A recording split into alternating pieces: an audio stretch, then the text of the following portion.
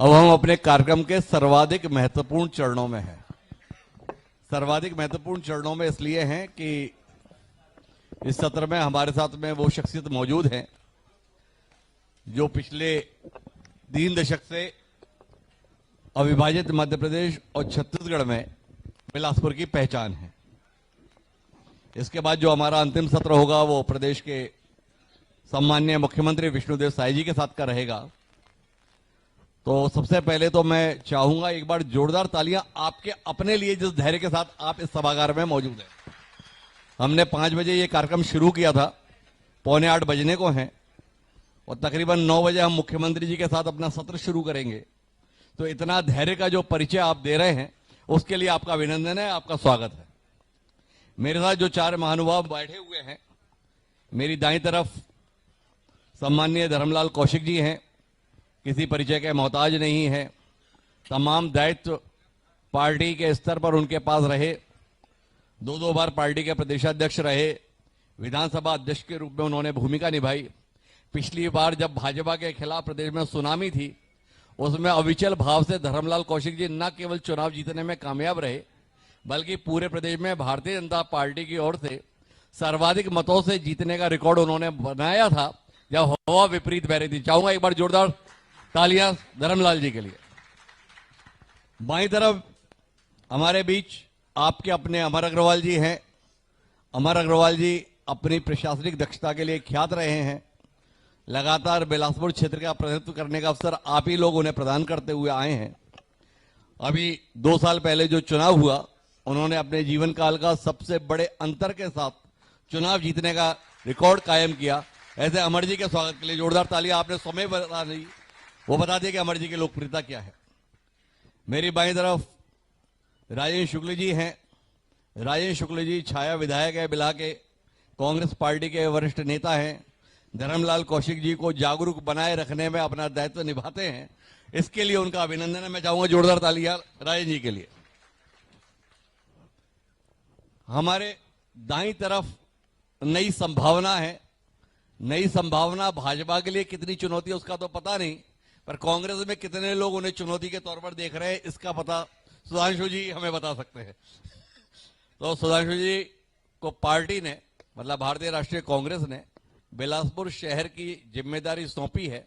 विपरीत परिस्थितियों में उन्होंने हिम्मत दिखाई है पार्टी का नेतृत्व करने की। मैं चाहूंगा उन्हें शुभकामनाओं की शक्ल में आप अपनी तालियों से नवाजें। तो चर्चा की शुरुआत धर्मलाल कौशिक जी से करते हैं।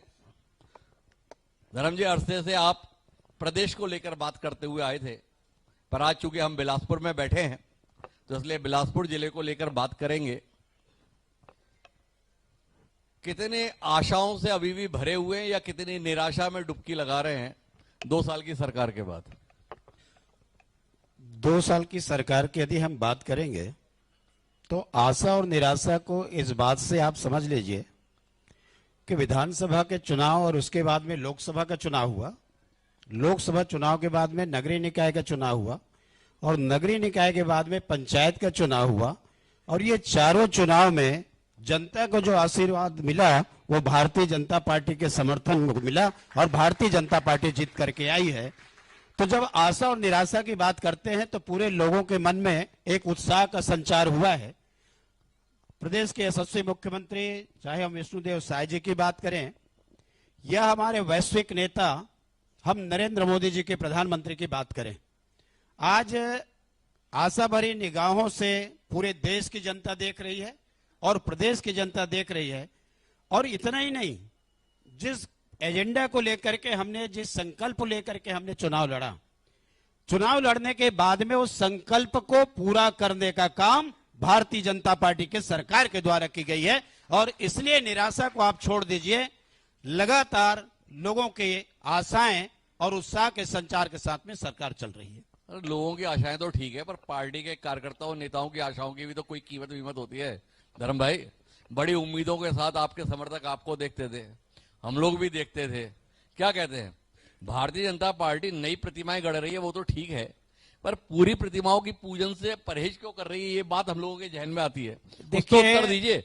मैं एक उदाहरण आपको बताना चाहता हूं कि सबको ये मालूम है कि कांग्रेस का राष्ट्रीय अध्यक्ष कौन बनेगा। जी, ये पहले से तय है, यह राष्ट्रीय अध्यक्ष कौन बन जाए चलेगी किसकी, लेकिन भारतीय जनता पार्टी में कौन राष्ट्रीय अध्यक्ष होगा अभी आप भी नहीं सोचे थे, और हमारे नितिन नवीन जी राष्ट्रीय अध्यक्ष बनकर के आए। इसका साफ संकेत यह है कि यदि पार्टी को लगातार आपको ऊंचाइयों पे ले जाना है, पार्टी को अग्रसर करना है, तो पुराने के साथ में नए का समावेश होना चाहिए। और आज यही जो समावेश है कि हिंदुस्तान में लगातार मोदी जी तीसरे बार प्रधानमंत्री के रूप में काम कर रहे हैं और अनेकों प्रदेश में भारतीय जनता पार्टी की सरकार चल रही है।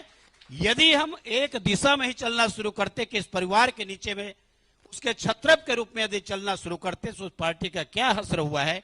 इसलिए आप आशा और निराशा को छोड़ करके नई उम्मीदों के साथ में आगे चले। ये बताओ धर्म जी, इतनी उदारता लाते कहां से हो भाई?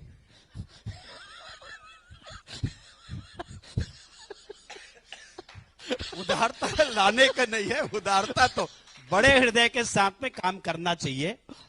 पार्टी का हमारा बेसिक रूप से सिद्धांत है, फर्स्ट हमारा नेशन है, सेकंड पार्टी है और थर्ड में स्वयं है। ये मूलभूत सिद्धांत में है कि जब राष्ट्र की बात आई तो पार्टी गौड़ हो जाएगा।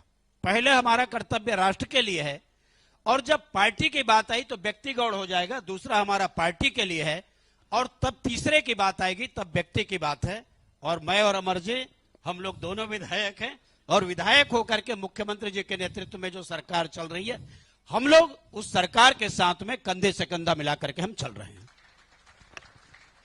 एक बड़ा मशहूर शेर है, वो शेर ये कहता है कि खराब वक्त में भी इज्जत रहे संभाले हुए और जेब में कभी सिक्के न रखे हमने उछाले हुए। तो धर्म जी और अमर जी के लिए जोरदार तालियां, उनके संयम के लिए, उनकी गरिमा के लिए। और बात अमर जी से शुरू करते हैं। अमर जी, विकास को लेकर बात होती है, विकास को लेकर ही संवाद होता है और बिलासपुर के संदर्भ में विकास ही समस्या बन जाता है। इस परेशानी से लगातार आप भी जूझते रहे हैं। अब विकास कहां जाके ठहरा है?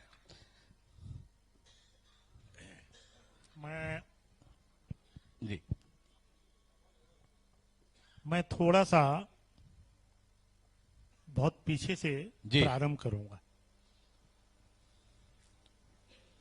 1996 में जब इस देश में एनडीए की सरकार थी तो वास्तव में बिलासपुर के विकास की नींव का जो काम प्रारंभ हुआ वो 96 से प्रारंभ हुआ जब अटल जी की सरकार थी। उस समय हम मध्य प्रदेश में थे। तो किसी भी शहर के विकास की बिना नींव के कभी विकास नहीं हो सकता। सबसे पहले रेलवे जोन बिलासपुर की वर्षों से मांग रही, आंदोलन हुए, लेकिन वो मांग पूरी नहीं हुई। और वो मांग पूरी हुई तो एनडीए की सरकार में और देश के मानचित्र के रेलवे में बिलासपुर आया। बिलासपुर एनएच से नहीं जुड़ा हुआ था। सबसे पहले बिलासपुर एनएच से जुड़ा, अब तो खैर बदल गया, उस समय 200 एनएच। ये रायपुर से बिलासपुर, बिलासपुर से रायगढ़, रायगढ़ से झारसुगड़ा। और उस समय जो आज हमारे धर्मेंद्र प्रधान जी हैं, उनके पिताजी सरफेस ट्रांसपोर्ट में थे और एक एयरपोर्ट पे ही मुलाकात हुई थी मेरी उनसे, बाबूजी भी साथ में थे जी। वहीं मैंने लिख के दिया और महीने भर के अंदर बिलासपुर एनएच से जुड़ा। तीसरा, अपोलो जो हॉस्पिटल है, हेल्थ की फैसिलिटी जी। एसईसीएल ने एक हॉस्पिटल बनाया, वो डेड पड़ा हुआ था। उस समय इस सोच के साथ कि बिलासपुर में हेल्थ फैसिलिटी अच्छी हो, दिलीप रे जी उस समय कोयला मंत्री थे, हम सब ने मिलकर इस अपोलो को प्रारंभ कराया और एक हेल्थ अच्छी फैसिलिटी बिलासपुर में खुली। उसके बाद जब छत्तीसगढ़ राज्य का निर्माण हो रहा था, हम सारे जनप्रतिनिधि बिलासपुर संभाग के हमने तय किया कि भाई कुछ न कुछ हमारे संभाग को मिलना चाहिए। और बकायदा भारतीय जनता पार्टी की मीटिंग रायपुर में हुई और उसमें हमने प्रस्ताव पारित किया कि राजधानी अगर रायपुर है तो न्यायधानी बिलासपुर को मिलना चाहिए और छत्तीसगढ़ की भावनाओं से प्रधानमंत्री जी को अवगत कराया गया। देखिए, अब मैं शुरुआत करता हूं विकास की नींव से। जी। एनएच से जुड़ा बिलासपुर की डेवलपमेंट वहां से प्रारंभ हुआ। रेलवे जोन आया। आज आप देख रहे हैं इंफ्रास्ट्रक्चर में, कनेक्टिविटी में, माइनिंग में जो करोड़ों अरबों रुपए के काम चल रहे हैं, ये जोन बनने के कारण आया। इसके बाद अपोलो अस्पताल आया। हेल्थ फैसिलिटी में ऐसा मानता हूं कि रायपुर से भी अच्छी फैसिलिटी यहां पर आई और हेल्थ सेक्टर यहां इंप्रूव किया। और जहां तक हाई कोर्ट का सवाल है, शुरू से हमारे बिलासपुर के जितने जनप्रतिनिधि हैं, हमारी मान्यता रही कि अगर ये शहर को व्यवस्थित रखना है, ये शहर को क्राइम मुक्त रखना है, ये शहर को सुरक्षा देना है, चाहे कितना डेवलपमेंट हो, तो कॉन्स्टिट्यूशनल से अगर कोई संस्था आती है तो ये शहर हमेशा प्रोटेक्ट रहता है। मैं जब आप संजय अग्रवाल जी से क्वेश्चन कर रहे थे जी। मैं वो प्रश्न सुन रहा था और हंस भी रहा था। आपने पूछा कितना दबाव महसूस करते हैं, और हमने बहुत पहले इसको 2000 में कल्पना कर ली थी कि चाहे जो परिस्थिति रहे, चाहे यहां किसी की भी सरकार रहे, चाहे कोई भी रहे, बिलासपुर का दबाव बनना चाहिए। इसीलिए हमने हाई कोर्ट का यहां पर प्रस्ताव दिया। ये 4 काम। उसके बाद इसी बीच में बिलासपुर में एक मेडिकल कॉलेज नहीं था। जी। था उस समय यूनिवर्सिटी थी। यूनिवर्सिटी से प्रस्ताव पारित करवाया गया। उस समय CP Thakur ji health minister थे। दिग्विजय सिंह जी से बात करके लीज पे दुआया गया और यहां मेडिकल कॉलेज प्रारंभ किया गया। ये सारा मैं आपको बता रहा हूं 96 से लेकर 2002 की यात्रा, जो बड़े बड़े काम हुए। और मैं कोई आलोचना का मंच भी नहीं है, उससे पहले के बिलासपुर को आप देख लीजिए। फिर 2003 में जनता के सहयोग के आशीर्वाद से भारतीय जनता पार्टी की सरकार बनी। इस प्रदेश के मुख्यमंत्री आदरणीय डॉक्टर रमन सिंह जी बने और एक मंत्री के रूप में हमको काम करने का अवसर मिला। तो अगर मैं, क्योंकि वक्त की एक पाबंदी है, अगर आप देखेंगे तो सारे बड़े संस्थान, गुरु घासीदास यूनिवर्सिटी सेंट्रल में कन्वर्ट हुई, पंडित सुंदरलाल शर्मा ओपन यूनिवर्सिटी उस समय आई, अटल बिहारी विश्वविद्यालय उस समय आया, स्टेट ट्रेनिंग सेंटर उस समय आया, उसी समय डिस्ट्रिक्ट स्पोर्ट्स कॉम्प्लेक्स आया, उसी समय super speciality hospital, Nadda ji जब उस समय स्वास्थ्य मंत्री थे उस समय आया, कैंसर इंस्टीट्यूट जो बहुत पहले चालू हो जाएगा रीजनल, गुलाम नबी आजाद जी थे, मैं ही स्वास्थ्य मंत्री के रूप में था, ये उस समय आया। उसी समय अंडरग्राउंड पानी का उपयोग न हो, एक बड़ी महती योजना अमृत मिशन उसी समय आया, स्मार्ट सिटी का प्रोजेक्ट उसी समय आया, सॉलिड वेस्ट मैनेजमेंट का जो पहला प्रोजेक्ट है जिसका कचरे से निपटान है, वो पहला बिलासपुर में आया। तो अगर हम देखेंगे तो बिलासपुर के डेवलपमेंट के लिए जितना प्रयत्न होना चाहिए, एक सोच के साथ और एक लंबी सोच के साथ, हम सारे बिलासपुर संभाग के, क्योंकि ये संभागीय मुख्यालय है, सारे जनप्रतिनिधियों ने भूमिका निभाई और मैं धन्यवाद देना चाहूंगा इस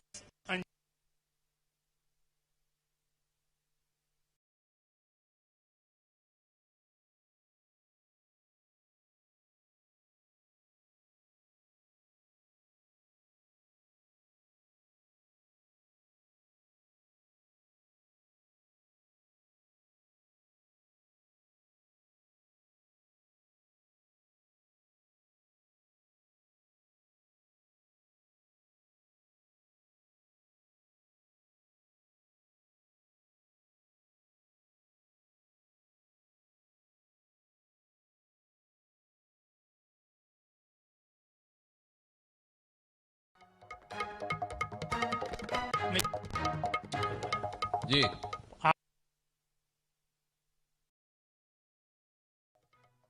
जयपाल रेड्डी जी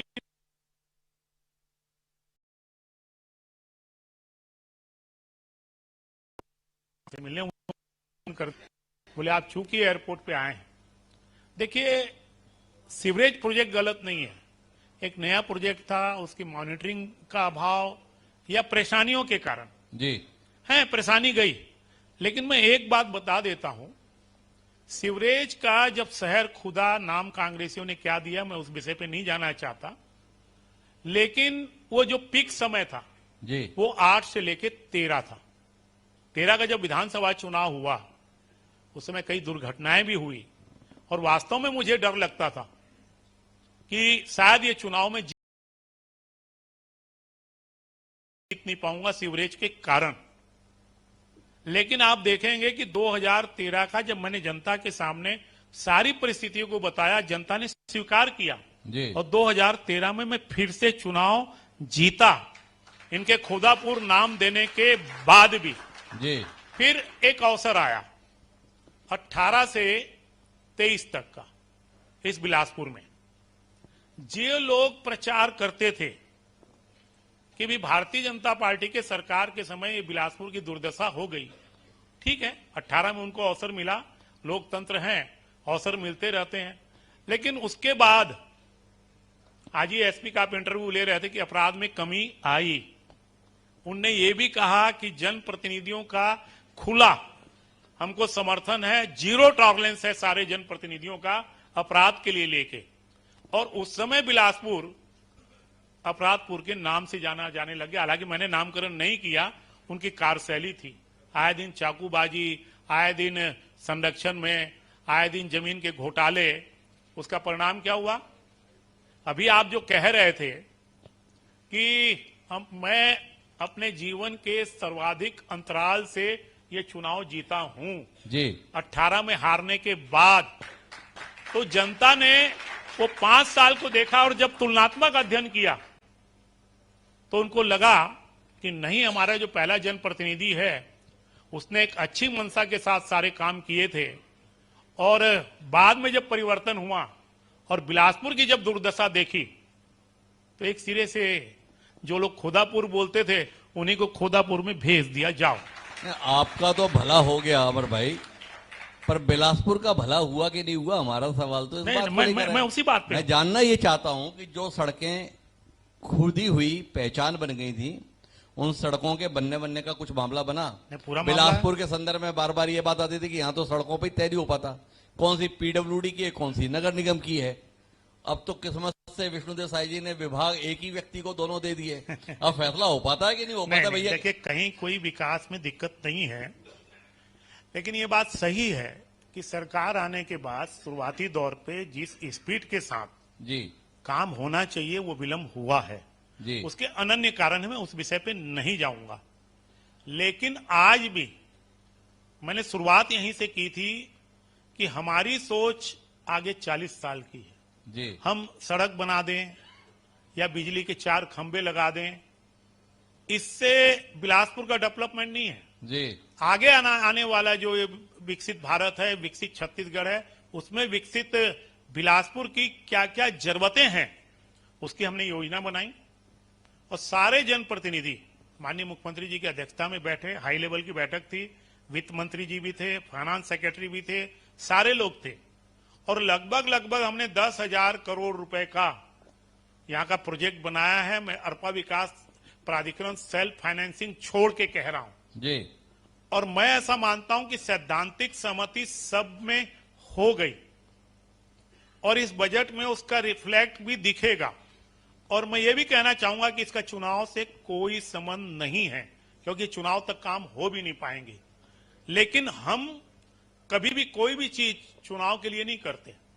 आगे आने वाली पीढ़ी 2 तरह से काम करना पड़ता है। एक जो तत्कालिक जरूरतें हैं हमारे शहर की, जी वो उसको प्रायोरिटी पे करना, और भावी पीढ़ी के लिए एक मजबूत और स्ट्रांग बिलासपुर देना, वो हमारी प्राथमिकता है। फ्लाईओवर है, अरपा का जो पूरा रोड का ट्रैफिक का है, इसके साथ ही सारी बातों का समावेश करके, और इसके अलावा यहाँ की इकोनॉमिक ग्रोथ कैसे हो, वो भी एक पहलू है जिसका जिक्र मैं रिपीट नहीं करूंगा, संजय अग्रवाल जी कर रहे थे। राजमेरगढ़ से लेके अचानक टाइगर रिजर्व से रतनपुर से चतुरगढ़, तो चतुरगढ़ से बूका, ये इतना अच्छा कॉरिडोर है 4 दिन का टूरिज्म का, जिससे यहाँ की इकोनॉमी बदल सकती है, उसके बारे में भी चर्चा हुई है और उसका एक डिटेल प्रोजेक्ट बना के उस पर काम करेंगे तो वास्तव में सारे पहलू, एजुकेशन, हेल्थ, इकोनॉमी और यहाँ की लाइन ऑर्डर और इसके साथ नागरिकों की सुविधा सारे क्षेत्रों में, वो सारे सेक्टर पे हमने विचार करके एक पूरा दीर्घकालिक मास्टर प्लान बनाया है। और ये कोई 2 साल में पूरा हो जाएगा, 3 साल में नहीं, लेकिन नींव डालने का काम हमने 98 में नींव डाली, 30 साल के बाद शहर की जरूरतें बदली। आज बदले हुए परिवेश में आगे और बिलासपुर को क्या चाहिए उसकी भी हमने योजना बनाई है। तो दीर्घकालिक सोचना, दीर्घकालिक योजनाएं बनाना और तत्कालिक जो समस्याएं हैं, मैं ये नहीं कहता कि सारा समाधान हो गया, आज भी बिलासपुर में कुछ समस्याएं हैं, यातायात की है, ड्रिंकिंग वाटर की भी पूरी तरह से समाधान नहीं हुआ है, बिजली के अपने प्रॉब्लम है, लेकिन ये सब तत्कालिक चीजें हैं जिसको हम निरंतर करते जिसको हम कर रहे हैं, हम बात को और विस्तार देंगे, पर राजन जी से जानना चाहते हैं कितना घबरा गए राजन जी। अमर जी 3 साल की बात नहीं कर रहे, बोले 40 साल तक की तैयारी है, 20 साल तक। देखिए, तो आपका क्या होगा राजन जी? मैं ये कहना चाह रहा हूं कि सरकार जिसकी भी हो उसकी जवाबदारी होती है विकास करना। एक प्रोजेक्ट किसका? सरकार की। नहीं, विकास करना आपने बोला बड़ी जिम्मेदारी होती है, तो पर ये किसका विकास करना? नहीं, अमर अग्रवाल जी ने जो बताया, एक प्लान बताया ना। अरे अमर जी को छोड़िए ना, हमने तो आपसे पूछा, आपने बड़ी गंभीरता गूढ़ बात कही जी, वो सरकार जिसकी हो विकास करना जिम्मेदारी होती है। हमने सरल सा सवाल कर लिया आम आदमी की ओर से, भाई विकास तो करना होता है, पर किसका करना होता है? विकास प्रदेश का करना होता है, क्षेत्र का करना होता है। जैसे अभी धर्मलाल जी कह रहे थे कि हमारा राष्ट्रहित पहले होता है, फिर पार्टी हित होता है, फिर व्यक्तिगत। सही है, सबके लिए होता है, पर एक आम आदमी, जनता जब किसी को चुनाव जिताती है जी। तो निश्चित रूप से उससे अपेक्षा करती है, और खासकर ऐसे व्यक्ति से। जब वो स्पीकर थे तो मैं इनके सामने बोल रहा हूँ, बहुत विकास कार्य होता था बिला में जी। हम भले विरोध करते थे, पर हुआ, सड़कें बनी, पद की एक गरिमा रहती है और पद का एक दबाव भी रहता है। जी। मैंने इनसे कई मौके पर कहा आपको मंत्री बनना चाहिए, क्षेत्र की जनता चाहती है, आप जी। मंत्री बनेंगे तो अपने आप फंड आएगा, विकास होगा। जी। अमर जी भी लगातार मंत्री थे तो विकास होता था। विकास के मायने अलग अलग हो सकते हैं, हम भी रोड मैप बता सकते हैं, लेकिन जवाबदारी सरकार की तरफ से ज्यादा होती है। अच्छा राजन जी, एक बात बताओ, ये जो आपकी चिंता है धर्म जी के प्रति और अमर जी के प्रति कि इनको मंत्री होना चाहिए, भाजपा की सरकार में रहते हुए, मैं ऐसे नहीं, मेरे सवाल पूरा होने दो। इतनी चिंता आपने 7 साल पहले तब की थी क्या शैलेश पांडे के संदर्भ में? नहीं, मैं तो स्वयं, आपने कहा ना 18 में मैं चुनाव लड़ा, हार गया, और मैं तो आपका टीवी चैनल देखता था, सबसे ज्यादा जबरदस्त रिपोर्टिंग आपकी थी। मैं सोचता था मेरा ही नाम बस आपको पता नहीं है, आप जो जो नाम बोलते थे सारी टिकटी फाइनल होती थी।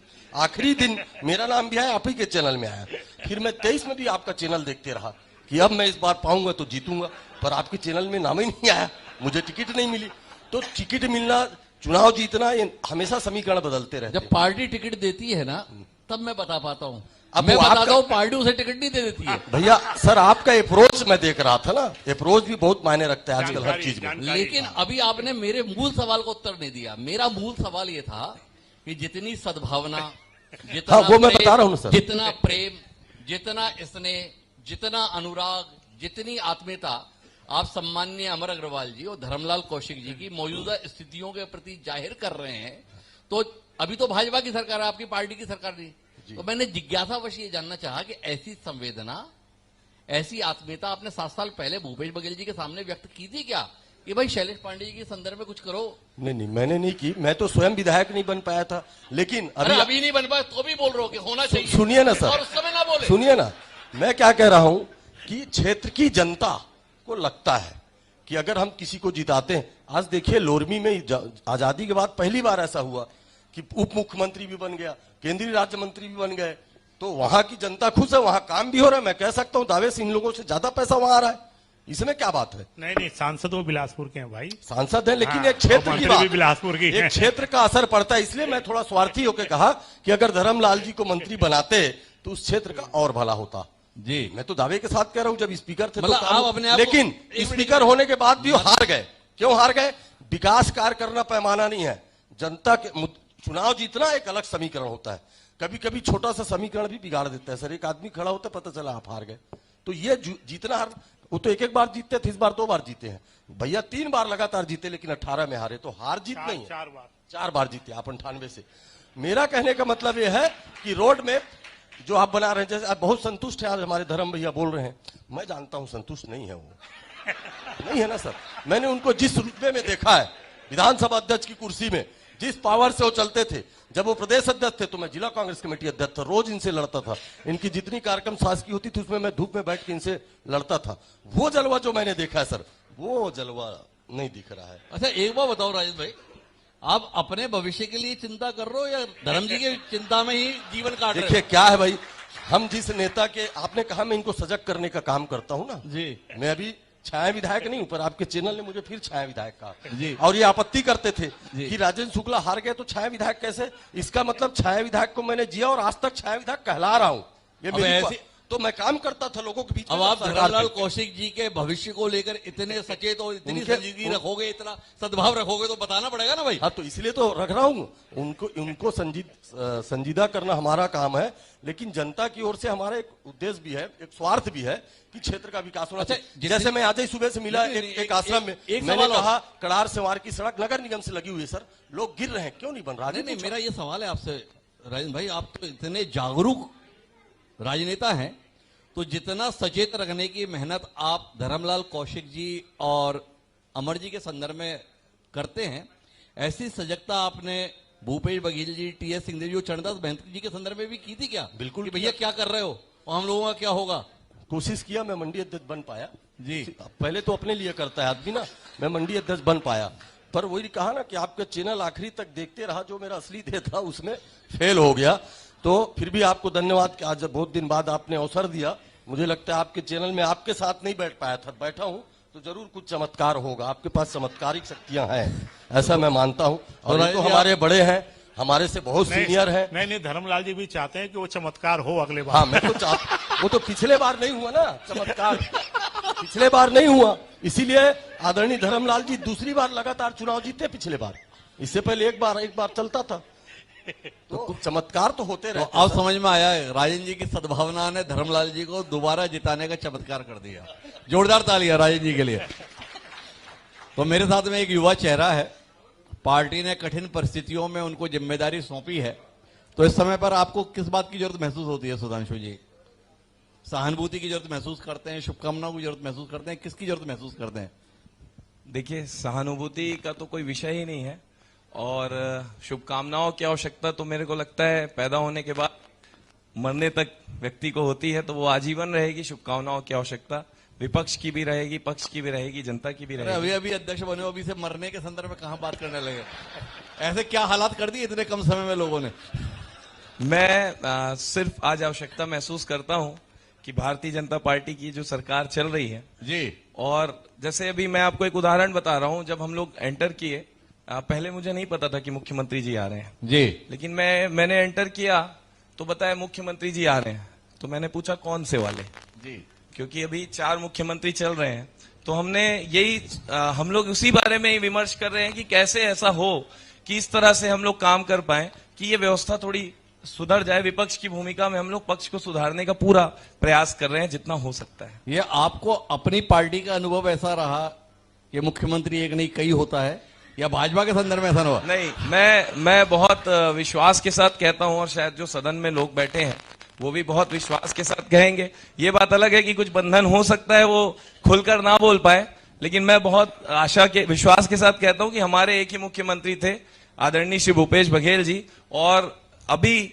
आ रहे हैं हमारे आदरणीय मुख्यमंत्री जी। इनके अलावा भी मुख्यमंत्रियों की चर्चा हम नहीं करते, हमारे भारतीय जनता पार्टी के साथ ही हमको देखो, बाकी तो सब बताते ठीक है, पर अटल श्रीवास्तव जी को आप इतना अंडर एस्टिमेट करके सबके बीच में बता रहे हो। हम लोग तो अटल श्रीवास्तव को 5 सालों में यहाँ का सीएम माना करते थे।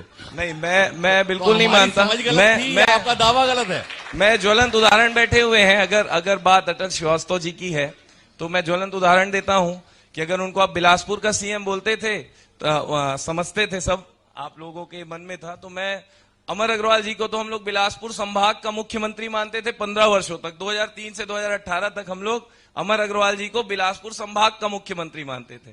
तो अगर कोई व्यक्ति तो किसी भाजपा ने कभी ऐतराज थोड़ी किया कि अगर आप अमर जी को ये मान रहे थे या धर्म जी को मान रहे थे, पर आप तो अपने ही नेता को मानने से इनकार कर दिए। हमने बताया कि माननीय मुख्यमंत्री भूपेश बघेल जी थे, पर आज मैं फिर से कह रहा हूं, शायद ये बात आपको भी पता है जी। आप यहाँ जो भी बातें हों, लेकिन आज मुख्यमंत्री एक तो छत्तीसगढ़ का बिल्कुल भी नहीं है, और ये बात यहां बैठे सभी को पता है, बोल नहीं पाएंगे, बंधन है पार्टी का। चलिए, आप तो मुख्यमंत्री में बोले गए, लेकिन थोड़ा बिलासपुर के संदर्भ में बताइए।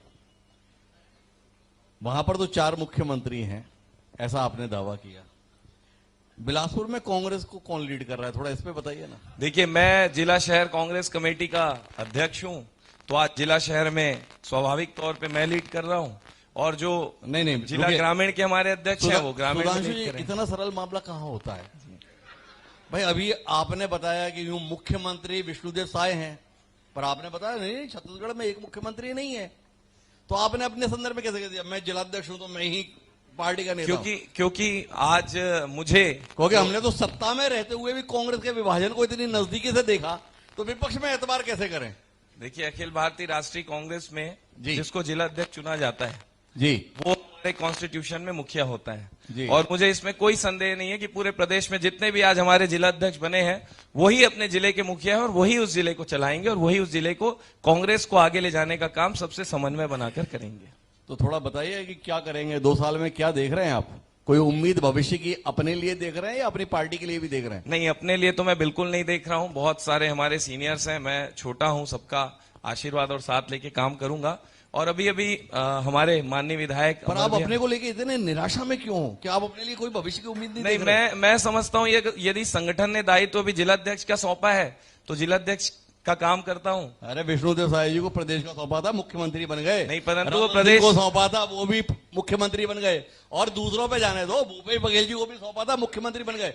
आप जिलाध्यक्ष होके इतने निराशा में क्यों हो भाई? भूपेश बघेल जी मध्य प्रदेश के कैबिनेट में भी मंत्री रहे, अजीत जोगी जी की सरकार में भी मंत्री रहे, विष्णुदेव साय जी प्रदेश अध्यक्ष रहे, केंद्रीय गृह मंत्री, राज्य मंत्री रहे, और उसके साथ सांसद भी रहे, और उसके बाद आज वो मुख्यमंत्री हैं। सुशोभित होता है, था बिल्कुल, जैसा कि अभी राजेंद्र भैया हमारे धर्मलाल भैया के बारे में बता रहे थे, इनके बारे में ये चर्चा होती है कि मुख्यमंत्री छोड़ के सब बन गए हैं भैया। तो आज ये चर्चाएं तो होती है। मैं तो अभी मात्र 40 वर्ष का हूं, पार्टी ने दायित्व तो सौंपी है और सौंपा है, और मैं आपको बता दूं कि इस पूरे प्रदेश में सेकेंड यंगेस्ट अध्यक्ष बनने का मुझे अवसर मिला है। तो मैं सिर्फ आज इस कांग्रेस कमेटी को, बिलासपुर जिला शहर को कितना मजबूत कर पाऊंगा, विपक्ष के बारे में, विपक्ष से कितना लड़ पाऊंगा, सजग कर पाऊंगा, सिर्फ यही मेरा आज दायित्व है, यही मेरा फिलहाल तो मेरा यही फ्यूचर है। तो क्या चुनौती समझ में आई? भाजपा चुनौती है या कांग्रेस के नेता ही बड़ी चुनौती है? देखिए, भारतीय जनता पार्टी फिलहाल तो इन 2 वर्षों की मैं बात करूं तो बिल्कुल भी चुनौती नहीं महसूस हो रही है। उसका एक बड़ा कारण बता देता हूं जी। कि आज जब भी सदन चलता है, छत्तीसगढ़ विधानसभा चलती है, तो हम लोगों को विपक्ष की भूमिका की आवश्यकता नहीं है। हमने 4-5 भारतीय जनता पार्टी में विपक्षी दल के, हमारे भारतीय जनता पार्टी के विधायकगण दिखते हैं। और रही बात यहां पर विपक्ष के रूप में, तो बिलासपुर में बहुत काम होना था, बहुत काम बाकी है। अमर भैया ने अभी जिक्र भी किया, सीवरेज का भी जिक्र आया, तो बहुत सारी विषमताएं हैं, अनियमितताएं हैं। साथ मिलकर जो भी काम ऐसा जो शहर के लिए अच्छा होगा, हम पक्ष का साथ देकर काम करेंगे। लेकिन विपक्ष की भूमिका में लोकतांत्रिक जो व्यवस्था है, उसमें जो भी काम सरकारें अच्छी नहीं करेंगी, हमारे विधायक अच्छे नहीं करेंगे, हम पूरी ताकत से उनके सामने खड़े होंगे। सुधांशु जी, आप बोल रहे हैं कि हम ऐसा काम करेंगे, वैसा काम करेंगे, पर आप ये बताओ, आप तो सामने सामने हमसे कह दिए कि हमें तो विधानसभा में विपक्ष की भूमिका निभाने की भी जरूरत नहीं, हमने वो काम भी भाजपा को दे दिया। जिस काम के लिए जनता ने चुना उससे भी आप इंकार कर दिए, हमें जरूरत नहीं है। मैं आपको मैंने ऐसा कहा नहीं, मैं आपको संशोधित कर देता हूं। नहीं, आपने कि कहा हम ऐसा, आप विपक्ष, संशोधित कर दो, ये अलग बात है। हम विपक्ष हैं, परंतु हमसे ज्यादा जब भारतीय जनता पार्टी विपक्ष की भूमिका में है, तो जब भाजपा ही विपक्ष का काम कर रही है, तो हम थोड़ा सा अभी तो आप भाजपा को इस बात के लिए आभारी होना चाहोगे कि देखो भाजपा के नेता कितने ईमानदार हैं, सत्ता में रहते हुए भी जनता के लिए विपक्ष की भूमिका निभा लेते हैं। कितने ईमानदार हैं भारतीय जनता पार्टी के नेता कि अभी पूर्व मंत्री हैं, बहुत सीनियर लीडर हैं सदन के। मैं समझता हूं अगर 3-4 टॉप की बात करें तो माननीय हमारे अजय चंद्राकर जी हैं। अभी उनका परसों नरसों एक बयान आया था कि कभी भ्रष्टाचार खत्म नहीं होता है, केवल बाबू बदलते हैं। तो इतने ईमानदार हैं, इतनी ईमानदारी से उन्होंने बताया कि किस तरह से भ्रष्टाचार है। तो मैं ये समझता हूं। तो आपका मानना क्या है? मेरा मानना ये है कि कोई भी दल हो, उसका एक ही काम होना चाहिए, वो पक्ष में हो या विपक्ष में हो, कि जनता का काम कितना हो और जनता का विश्वास कितना जीते। इस तरह से, इस तरह पे मैं फिर से कह रहा हूं कि विकास ही सब कुछ नहीं होता है, जो अभी थोड़ी देर पहले बात हो रही थी कि उद्देश्य भी बहुत कुछ होता है। यदि आपका उद्देश्य अच्छा है, अगर आप थोड़ा मोड़ा विकास से चूक भी जाएंगे तो शायद जनता अप्रिशिएट करेगी, लेकिन आपका उद्देश्य ही अगर विकास करना नहीं है तो आप कितना भी विकास करने में कोई अर्थ नहीं। तो मैं आऊंगा धर्म जी के पास में, लेकिन उससे पहले जानना चाहूंगा कि 5 साल जो कांग्रेस की सरकार रही वो ईमानदारी की कसौटी पर कितनी खरी उतरी, कितनी ईमानदारी से काम किया, कितनी ईमानदार काम था उसका। देखिए, कोई भी सरकार जब अपना कार्यकाल पूरा करती है तो मैं समझता हूं उसकी ईमानदारी जो है वो काम से दिखनी चाहिए। आप बहुत सारी ऐसी योजनाएं हैं जिसमें मैं एक बहुत महत्वपूर्ण योजना का भी जिक्र करना चाहूंगा, आत्मानंद। आज आप देखिए, आत्मानंद इंग्लिश मीडियम स्कूल जो चल रहे हैं प्रदेशों में, कोई बच्चा, कोई पेरेंट्स आज वहां पे अगर एडमिशन करा ले अपने बच्चे का तो वो किसी कीमत में वहां से अपने बच्चे को नहीं निकालना चाहता है, खासकर निम्न मध्यम वर्गीय और गरीब तबके का, क्योंकि वहां पर बड़े जो प्राइवेट स्कूल हैं उससे भी अच्छी आज शिक्षा हो रही है। और इस तरह की तमाम योजनाएं कांग्रेस की सरकार में 5 वर्षों तक थी। जनता के लिए 5 सालों तक हमने बहुत ईमानदारी से माननीय भूपेश बघेल जी के नेतृत्व में काम किया है।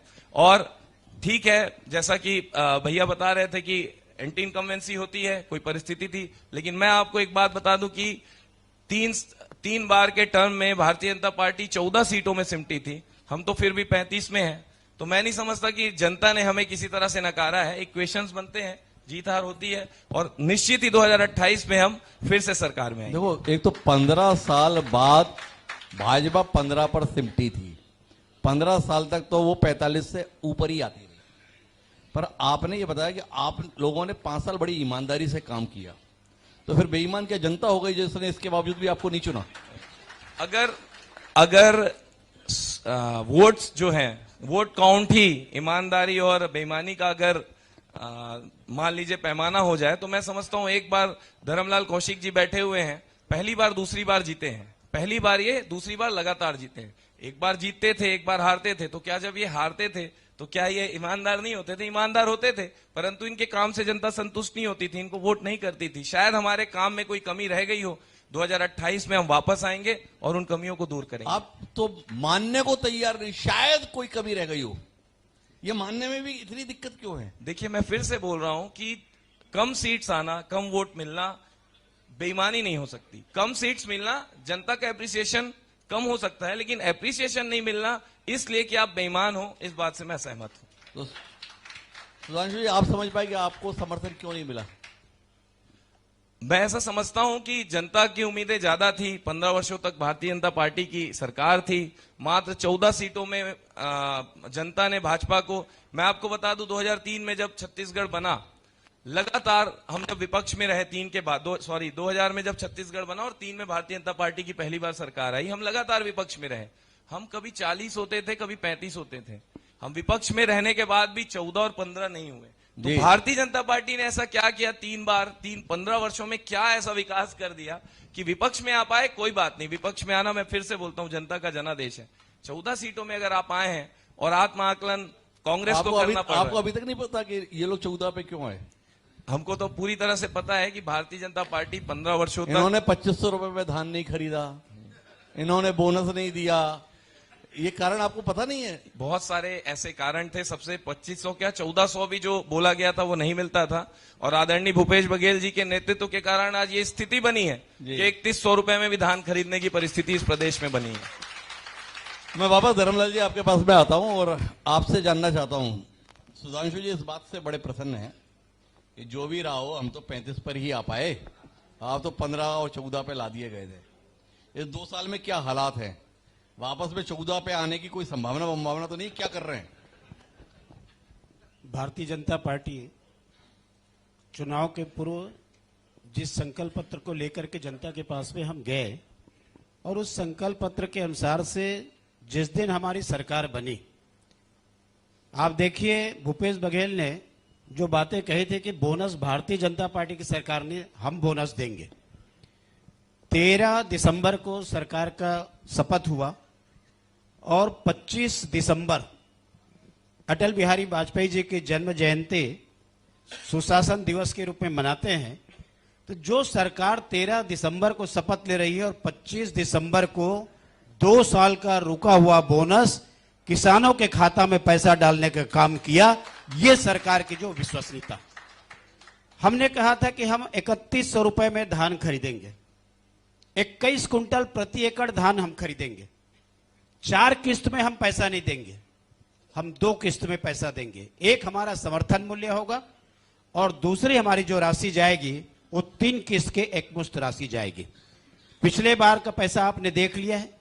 इस बार मुझे इस बात की प्रसन्नता है कि 11 बजे 12 बजे किसान धान बेच रहे हैं और शाम को 5 बजे 6 बजे उनके खाता में पैसा आ जा रही है। ये पहली बार मैं देखने को मिला है कि सेम डे में पैसा किसान के खाते में आना। और जैसे ही धान खरीदी हमारी समाप्त होगी उसके बाद में 3 किस्त का एक मुश्त भुगतान हम किसानों के खाता में डालने का काम करेंगे। ये हमारी सरकार की वचनबद्धता है और किसानों के प्रति प्रतिबद्धता है। महतारी वंदन की हम बात करें, जिस समय हम लोग फॉर्म भरा रहे थे, काफी संख्या में महिलाओं ने फॉर्म भरा और भरने के बाद में उनको विश्वास हुआ कि यदि ये फॉर्म भरा रहे हैं तो महतारी वंदन के 1000 रुपए हमें मिलेगा। उसको देख करके कांग्रेस वाले भी कुछ घोषणा किए, उसको बढ़ाने का काम किए कि यदि हमारी सरकार आप बनाएंगे तो हम आपको ज्यादा राशि देंगे। लेकिन जनता का जो विश्वास है वो भारतीय जनता पार्टी की तरफ रही और आज मुझे इस बात को कहने में प्रसन्न कि अभी तक जो प्रत्येक महीना हमको जो राशि देनी चाहिए, हम प्रत्येक महीना महतारियों के खाता में 1000 रुपए डालने का काम कर रहे हैं। 500 रुपए काट के। महतारियों में काफी इस बात को लेकर 500 के रुपए आप प्रसन्नता है। निराश्रित पेंशन का काट के 500 और दे रहे हैं। उसके साथ में भूमिहीन हमारे जो किसान मजदूर है 10,000 रुपए पर ईयर उनके खाता में डालने का काम, वो काम हमारा शुरू हो गया है। और इसके साथ में पिछले 5 साल में जो विकास का कार्य अवरुद्ध हुआ, जी। खास करके मैं सड़कों की बात करूंगा कि जो सड़कें 5 साल में जहां पर जो उसका रिन्यूअल होना चाहिए, पुनर्निर्माण होना चाहिए, पेच रिपेयर का काम नहीं हुआ। और विष्णुदेव साय जी की सरकार बनने के बाद में मुझे इस बात की प्रसन्नता है, पूरे प्रदेश में सड़कों का काम हमारा शुरू हुआ। राजेंद्र शुक्ला जी एक बात किए, कड़ार सिवार जो सड़क की, कड़ार सिवार जो सड़क है उसके हमारे टेंडर की प्रक्रिया पूरी हो गई है।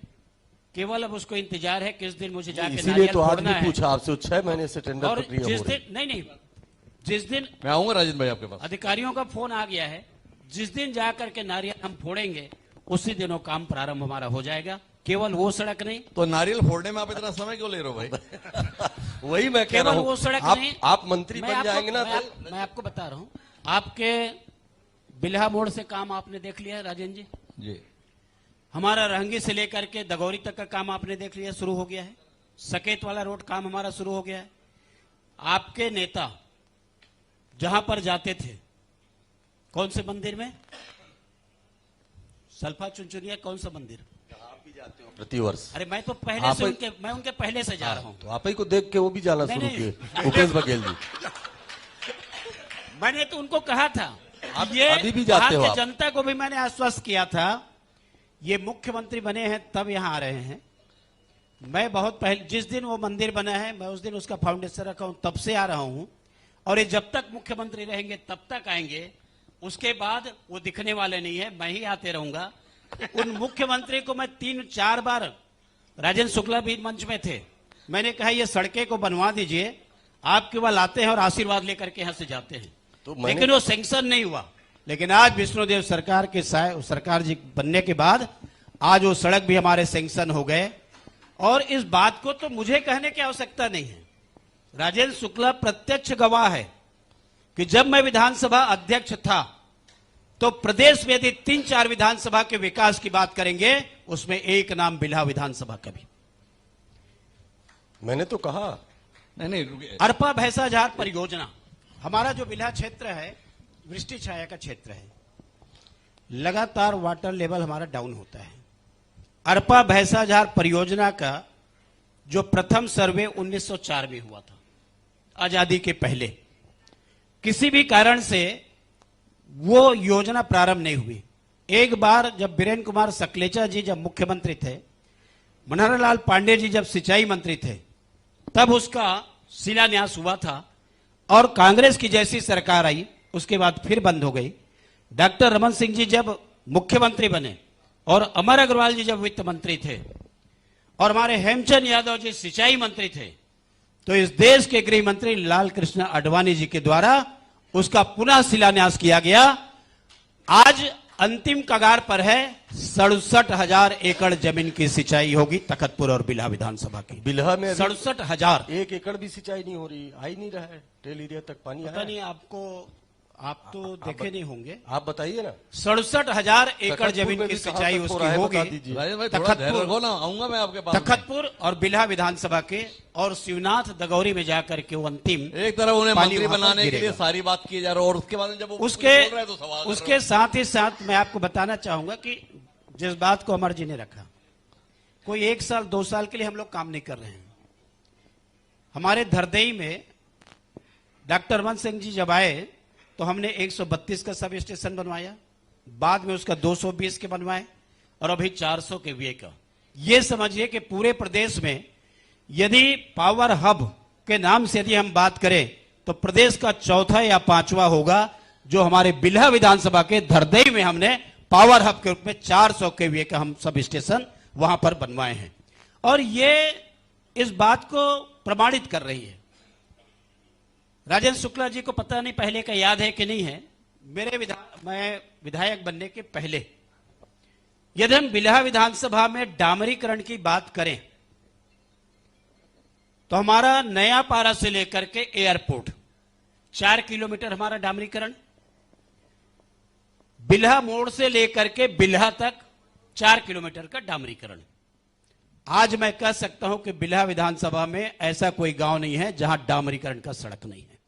पूरे क्षेत्र में हमने बिजली का जाल फैलाने का काम किया, सड़कें बनवाने का काम किया, एनीकट बनवाने का काम किया, सिंचाई बृहद योजना और उसके साथ में सब स्टेशन, कॉलेज, स्कूल और अस्पताल, एक जो मूलभूत आवश्यकता लोगों की है। और मेरा जो लगातार अभी जीतने का जो कारण है, ये लोगों को दिखाई दे रहा है कि जो उनकी आवश्यकता है उसके अनुसार से हमने काम शुरू किया है। ये जनता का आशीर्वाद मिला है, ये जनता के आशीर्वाद के कारण ही लगातार विकास के काम जारी रहेंगे। एक बार बताओ धर्म भाई, अब अपने इतने खिलाफ क्यों हो रहे हो? लोग तो बड़ी उम्मीद के साथ देख रहे हैं कि दिन बदलेगा, अमर भाई और धर्म भाई अलग भूमिका में दिखेंगे।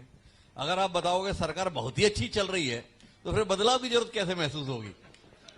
देखिए, जिस सरकार में बड़े बड़े लोग, बड़े बड़े मंत्री लोग थे और उस सरकार के जब चुनाव हुआ तो हम लोग तो विपक्ष में थे, लेकिन जो मंत्री भी थे भूपेश बघेल के सरकार में और बहुत उम्मीद पाल के रखे थे, उनका क्या स्थिति बने ये किसी से छुपा नहीं है।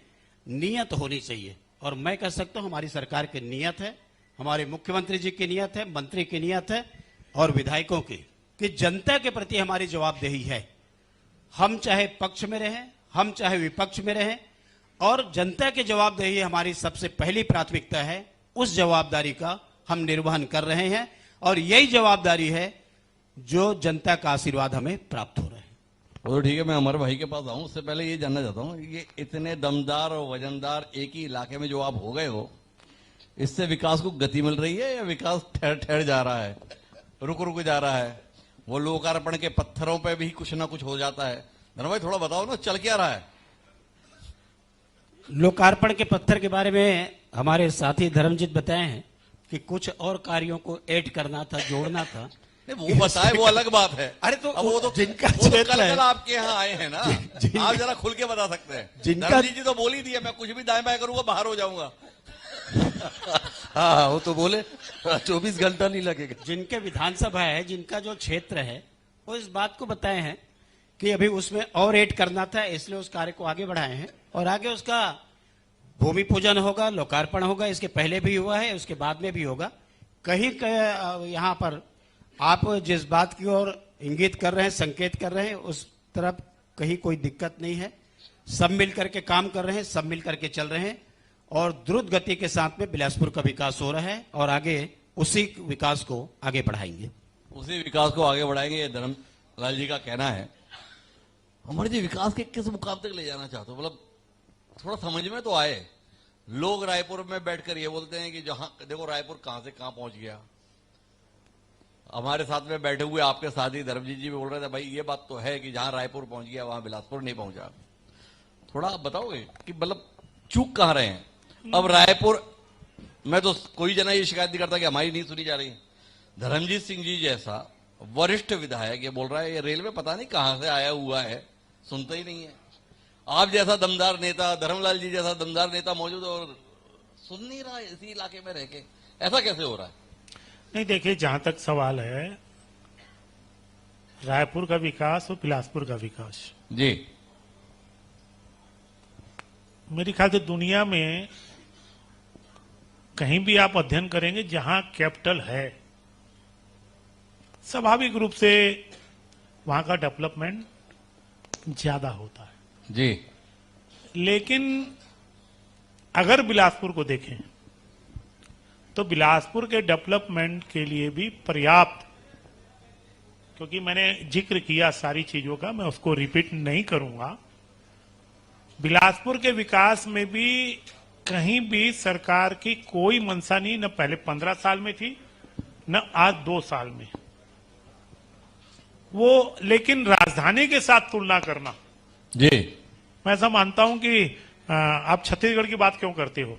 देश में जहां राजधानी है स्वाभाविक रूप से। अमर भाई, आप जैसा कुशल राजनेता हाँ। और विजनरी नेता हमारे साथ है, तो बात फिर तर्क के आधार पर करते हैं। क्यों दूर जाए दुनिया में, क्यों जाए देश में? अविभाजित मध्य प्रदेश की बात कर लेते हैं। जो पहचान भोपाल के साथ इंदौर ने बनाई, क्या अमरजी का सपना बिलासपुर को वही पहचान दिलाने का नहीं है? और क्या बिलासपुर में वो संभावनाएं नहीं है जो इंदौर ने मध्य प्रदेश में भोपाल के होते हुए भी जाहिर की? नहीं देखिए, वैसे तो अगर आप देश की तुलना में करेंगे तो आर्थिक राजधानी के रूप में दिल्ली से ज्यादा मुंबई का है, जी, और वही सेम स्थिति इंदौर की है। लेकिन अगर आप दूसरा जो डेवलपमेंट का पैमाना कर रहे हैं, क्योंकि इंदौर का जो प्रोग्रेस है वो औद्योगिकरण के कारण, जी, वहां की परिस्थिति के कारण हुई। बॉम्बे की जो प्रगति हुई वो कोस्टल एरिया के कारण हुई। लेकिन अगर आप देखेंगे तो डेवलपमेंट का राजधानी में, क्योंकि डेवलपमेंट भी किसको, अब जैसे एम्स आना है, स्वाभाविक है राजधानी में आएगा। एनआईटी आया, स्वाभाविक है कि राजधानी में आएगा जब राजधानी में एक मिलता है तो। लेकिन आप इंदौर और भोपाल की भी तुलना करेंगे, लेकिन अगर आप वैसे अगर देखेंगे तो किसी भी मामले में इंदौर को जो सुविधाएं मध्य प्रदेश में मिली हैं वो सारी सुविधाएं और वो सारे संस्थान बिलासपुर को मिली है। और बिलासपुर की भी अपनी एक पहचान आज छत्तीसगढ़ में दूसरे नंबर शहर की है और आगे कायम रहेगी। ये पूरी तरह से सरकार के एजेंडा में है। जहां तक औद्योगिकरण का सवाल है, क्योंकि इंदौर का जो पीथमपुर का इलाका है, एसईजेड का इलाका है, वो परिस्थितियां वहां की औद्योगिकरण के फेवर में थी जी, और बिलासपुर में वो परिस्थितियां बनाने की पूरी कोशिश की, क्योंकि मैं उद्योग मंत्री था, जी, वित्त मंत्री रहा हूं। लेकिन स्वाभाविक रूप से जो इन्वेस्टमेंट आना चाहिए, छूट देने के बाद भी, परिस्थितियां देने के बाद भी, प्रयत्न करने के बाद भी जब वो नहीं आए, तो अब इसके दूसरे सर्विस सेक्टर में ये बिलासपुर आगे कैसे बढ़े। आज ये जिक्र आया कि 300 करोड़ का एजुकेशन हब, वो भी एक उसी बात का प्रयास है। मैंने जिक्र किया टूरिज्म का, राजमेरगढ़ से लेके बुका का, ये उसी बात का प्रयास है कि सर्विस सेक्टर में हम बिलासपुर को आगे ले जाके यहाँ की इकोनॉमी को चेंज कैसे कर दें। तो जो आप इंदौर की बात कर रहे हैं, मैं तो शुरू से मानता रहा हूं। मैं तो जब छत्तीसगढ़ जब बना तो कई बार जब बिलासपुर वाले राजधानी की बात करते थे, मैं उस समय मात्र एमएलए ही था 98-99 में। मैंने तो सार्वजनिक कहा है कि इसको हम इंदौर बनाएंगे और उस दिशा में हम चल रहे हैं। उस दिशा में आप चल रहे हैं और भाई, तो थोड़ा बताइए इन 2 साल में क्या क्या हो गया। भाई धर्मलाल जी ने तो लगातार ऐसा एहसास कराया कि मेरे मंत्री बनने की चिंता मत करो, मैं तो अपने क्षेत्र में टकाटक काम करा रहा हूं। अमर भाई बताएं, 2 साल में बिलासपुर में कुछ हो रहा है नहीं, या बिलासपुर इस पीड़ा से गुजर रहा है? नहीं, देखिए, अगर आप ये 2 साल में पूछेंगे तो एक तो सेंट्रल गवर्नमेंट का जो स्किल डेवलपमेंट का काम था जी, जो 400 करोड़ की योजना में है, जिसमें 10,000 लोगों को एम्प्लॉयमेंट मिलेगा, तुरंत उसकी जमीन दिलवाई गई। हालांकि वो सेंट्रल गवर्नमेंट का संस्थान है, लेकिन उसमें भी अवरोध था, उसको हमने क्लियर किया। दूसरा, बिलासपुर एयरलाइन से जुड़े, जो आगे प्रगति का कारण बनेगा। आज उसके लिए जो सेना से जमीन चाहिए थी, उसका पैसा जमा किया, वो मिलेगी, और आगे चल के एयरलाइन से बिलासपुर जुड़े, उसके लिए सारे काम हुए।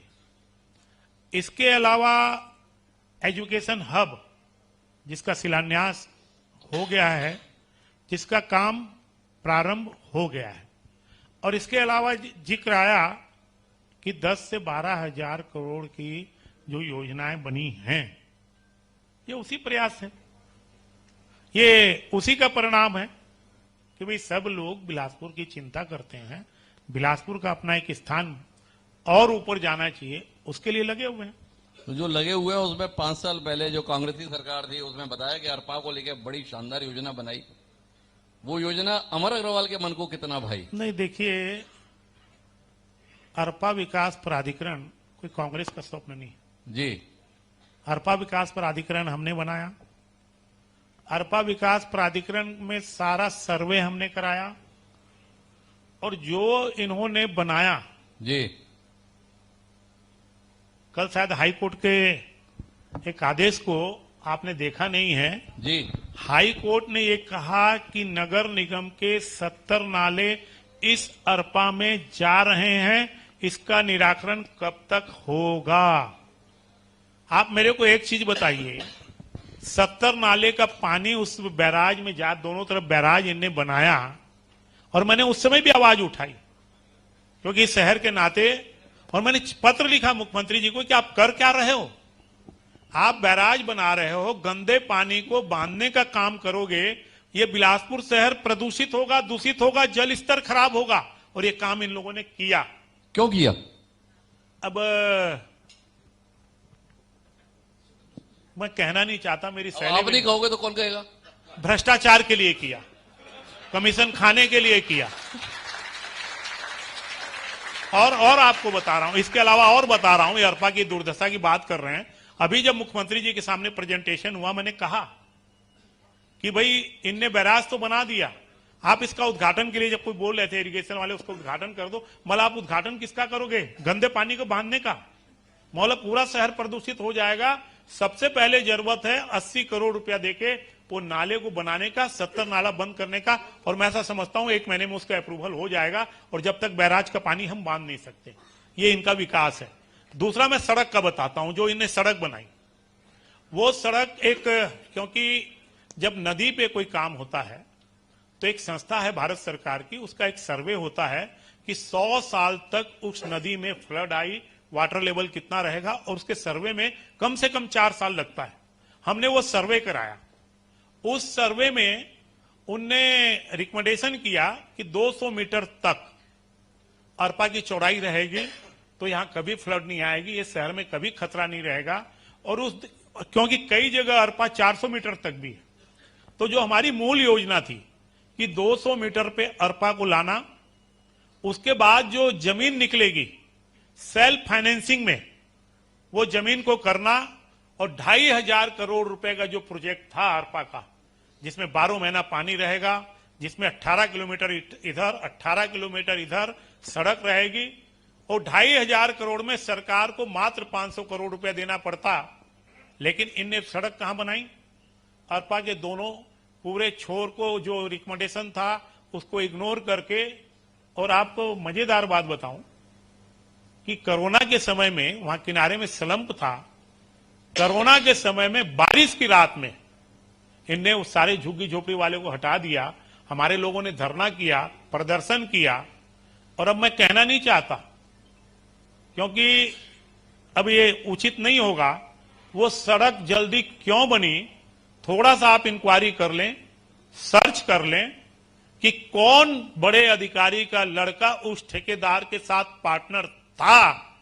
केवल कमीशन के लिए इन्होंने अरपा का नुकसान किया। अमर भाई ये बताओ, अब हमारा झगड़ा क्यों कराना चाहते हो?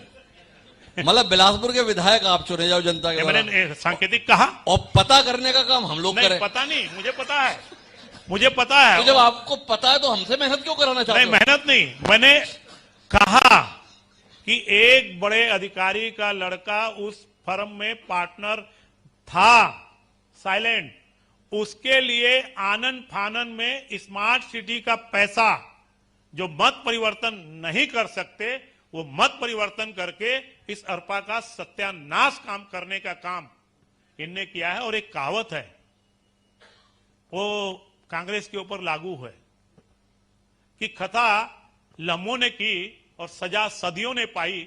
ये तो खता करके चले गए और सदियों तक ये बिलासपुर झेलेगा और हम झेलेंगे। तो मतलब आपसे उम्मीद ना करें कि आप इसे सुधार पाओगे? नहीं, मैंने कहा खता लम्हों ने की, सजा सदियों ने पाई, और उस सदियों की सजा का काम दूर करने का अब हमारा है। नहीं, लेकिन हम तो आपको बड़ा क्षमतावान व्यक्ति मानते नहीं, हैं। मैं क्षमता से तो इनकार कहां सदियों तक करूं? इंतजार करेगा क्या बिलासपुर?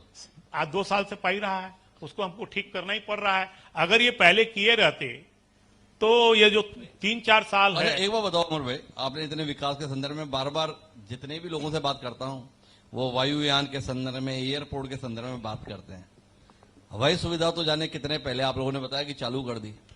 ये कैसी हवाई सुविधा चालू की कि अभी रात में विमान उतर नहीं पाता? अब वो मुख्यमंत्री जी रायपुर से चले हैं, तकरीबन 2 घंटे उनको लग रहे हैं यहाँ आने में। अब आपने अगर रात में लैंडिंग करा दी होती तो 20 मिनट में हमें मुख्यमंत्री की मौजूदगी मिल गई होती। मैं थोड़ा सा आपको आमंत्रण देना चाहूंगा कि 2 महीने के बाद आप रात को एक कार्यक्रम रख लेना, सीएम साहब की प्लेन रात को हम लैंडिंग करवा देंगे। अब आपने ये बात पहले बता दी होती तो हमने ये कार्यक्रम 2 महीने बाद रख लिया होता। 2 महीने बाद लैंडिंग करवा देंगे। तो भाई इस बात के लिए ताली बजा दो, अभी नहीं हो पा रही लैंडिंग, 2 महीने में नाइट लैंडिंग बिलासपुर एयरपोर्ट पर हो जाएगी, हो जाएगी। ऐसा अमर जी का कहना है। नहीं, पूरी जिम्मेदारी के साथ कहना है। तो पूरी जिम्मेदारी के साथ में अमर जी का कहना है। एक बात पर और जानना चाहता हूं अमर जी, आपने कहा कि हमने कहा था कि इंदौर जैसा बनाएंगे। इंदौर जैसा बनाना है तो इंडस्ट्रियल एरिया नए नए चाहिए। कब तक 3 इंडस्ट्रियल एरिया के भरोसे ही बिलासपुर को चलाएंगे? इस दिशा में कुछ दृष्टि है? नहीं, देखिए, पूरी दृष्टि है। मैंने पहले शुरुआत में कहा कि 2004 में जब हमारी 3 में सरकार बनी, 4 में मुझे उद्योग मंत्री के रूप में काम करने का अवसर मिला और 16 में मैंने पुनः उद्योग मंत्री के रूप में काम किया है जी। मेरे मन में इस बात की हमेशा पीड़ा रही कि बिलासपुर का औद्योगिकरण कैसे हो और जो सुविधाएं चाहिए। मैं छोटा सा उदाहरण बताऊंगा एयरलाइन को लेके, क्योंकि सरकारें उस समय बहुत कहना चाहिए कि नए एयरपोर्ट खोलने में नहीं थी। उस समय एयर डेकन हमारे यहाँ प्रारंभ हुई थी, कैप्टन गोपीनाथ थे जी। 2004-5 में मैं और डॉक्टर रमन सिंह जी बेंगलोर गए थे। कैप्टन गोपीनाथ को हमने बुलाया और हमने कहा कि आप बिलासपुर में एयरलाइन चालू कर लो, आपको क्या फैसिलिटी चाहिए, पेट्रोल पूरी मुफ्त में चाहिए, सब्सिडी चाहिए। तो उन्होंने आश्वस्त किया कि मैं इसका सर्वे करूंगा। सर्वे करने के बाद वो काम आगे नहीं बढ़ा, क्योंकि बहुत सी चीजें जो इकोनॉमिक से जुड़ी रहती हैं उसका सर्वे को होता है। जैसे उद्योग मंत्री के रूप में मैंने सारे उद्योगपतियों से कहा कि आप क्या चाहते हो बिलासपुर में, क्योंकि नीतियां बनाना सरकार के हाथ में है। कोई भी पिछड़े वर्ग को ज्यादा सब्सिडी भी दी जा सकती है, करते भी हैं, आज भी वो पॉलिसी है। लेकिन उद्योग का चयन, रॉ मटेरियल, परचेज, बहुत से फैक्टर होते हैं और बिलासपुर का सबसे बड़ा दुर्भाग्य जो रहा, नहीं तो छत्तीसगढ़ का सबसे बड़ा औद्योगिक सेंटर यही होता कि आज से 80 साल पहले यहां बिरला जी के दामाद की एक स्पिनिंग मिल प्रारंभ हुई थी लाल खदान में। अब उस समय जिंदाबाद मुर्दाबाद में कम्युनिस्टों ने, और उसके बाद यहां जो कम्युनिस्टों की एक्टिविटीज रही बिलासपुर में, उसने यहां का पूरा औद्योगिक वातावरण को पूरी तरह से समाप्त कर दिया। और स्वाभाविक है कि जब वो धारणाएं बन जाती है किसी शहर के बारे में, उसके बाद भी मैंने तोड़ने का प्रयास किया। लेकिन अभी भी मैं ऐसा मानता हूं कि बहुत सी संभावनाएं हैं। मैं स्टील की सीमेंट प्लांट तो देखिए हमारे यहाँ बहुत है, चाहे वो कल्तरा हो, चाहे पावर प्लांट भी, आप एनटीपीसी है, सब है। लेकिन स्टील की जो संख्या है वो कम है। लेकिन नॉन पॉल्यूटिंग इंडस्ट्री, अब क्योंकि इस टेक्नोलॉजी के युग में बहुत सी परिस्थितियां बदल रही हैं, बहुत सी इंडस्ट्रियां नॉन पॉल्यूटिंग या ट्रांसपोर्ट देख के आएंगी। वो पूरा बिलासपुर संभावनाओं से भरा हुआ है। और हमारी कोशिश है, क्योंकि बिलासपुर की अधिकांश जो जमीन है वो छोटे झाड़ बड़े झाड़ के जंगल में है, और वो जमीन आइडेंटिफाई करना बहुत कठिन काम है। लेकिन हमने कुछ जमीनें आइडेंटिफाई की है कि नॉन पॉल्यूटिंग जो है, फार्मास्यूटिकल है या आईटी का है या एआई का है या सोलर पैनल का है, उसके लिए जमीन आइडेंटिफाई कर लें, नया इंडस्ट्रियल इस्टेट बना लें। उस दिशा में हम काम कर रहे हैं। और बराबर इस बात की चिंता बनी हुई है कि बिलासपुर का, मैं बाकी डेवलपमेंट तो अपनी जगह है, बिलासपुर की आज पहली रिक्वायरमेंट है कि यहाँ की इकोनॉमिक फास्ट ग्रोथ कैसे हो, और उस दिशा में सोच भी है, उस दिशा में प्रयत्न भी है, और उस दिशा में जो भी नीतियां बनानी होगी सरकार के द्वारा वो सारी बनेगी। तो आपने सारी चीजें बताई, पर एक सवाल जो मैंने जिक्र किया था वो अनुत्तरित रह गया। धर्मजीत जी तो बताया कि उनकी कोई सुनता नहीं रेलवे में। अमर जी भी उसी दर्द के साथ है या अमर जी की धमक है? नहीं नहीं, देखिए मैं ऐसा मानता हूं कि तत्कालिक तौर पे, देखिए जब मैं मंत्री था तब भी एक दो प्रसंग ऐसे आए। देखिए वो सेंट्रल गवर्नमेंट के पीएसयूज हैं, उनकी अपनी एक कार्यशैली है, स्टेट की अपनी एक कार्यशैली है।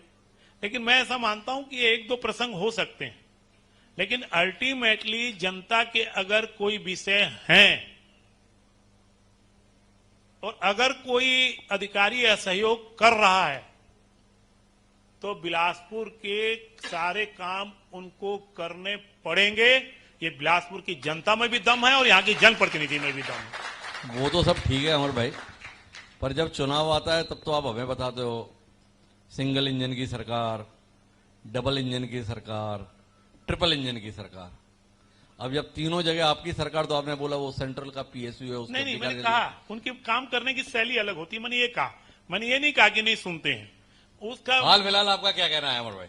हाल जो आप चाहते हो वो रेलवे करता है बिल्कुल, या रेलवे आपके अनुसार नहीं करता है? नहीं, हमारा तो सवाल इतना है। देखिए अब कई विषय हैं। अब देखिए उदाहरण बताता हूं, जी जैसे बुधवारी का है, जी एक लीज का विषय है। अभी स्टेशन का एक्सपांशन हो रहा है, एक्सपांशन हो रहा है, स्वाभाविक रूप से जो लीज थी उनकी लीज समाप्त हो रही है। कोर्ट में गया विषय, कोर्ट में मना किया।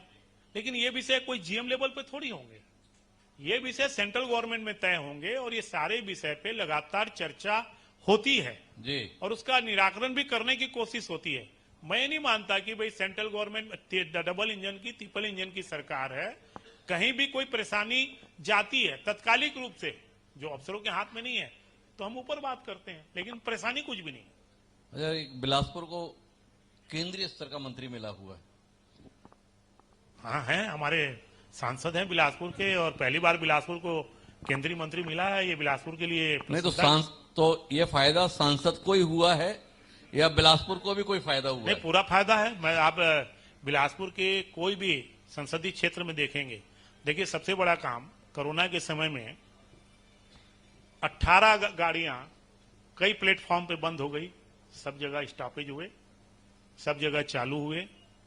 अभी भी बहुत सी योजनाएं जैसे एजुकेशन हब का है, जिसका जिक्र संजय अग्रवाल जी कर रहे हैं, सेंट्रल गवर्नमेंट से पैसा आ रहा है और वो हमेशा जो भी क्षेत्र के रहते हैं, और न मैं केवल बिलासपुर की बात कर रहा हूं, छत्तीसगढ़ के भी जो विषय रहते हैं वो सक्रिय रूप से काम करते हैं और काम करते हुए बहुत सी चीजों को करवाते भी हैं। और किसी का निजी भी विषय रहता है, जैसे बुधवारी वाला है, साथ लेके जाते अमर हैं। भाई क्या है, आप हो बहुत कुशाग्र नेता, ये तो सभी मानते हैं, हम कौन से अकेले हैं। पर आप मतलब की बात बताओ, 18 स्टॉपेज उन्होंने रुकवा दिया, वो कोई रेल मंत्री है जो उन्होंने रुकवा दिए? नहीं, बोल के रुकवाया। ये काम तो धर्मलाल कौशिक, धर्मजीत सिंह और अमर अग्रवाल मिलकर चले जाते तो भी हो जाता।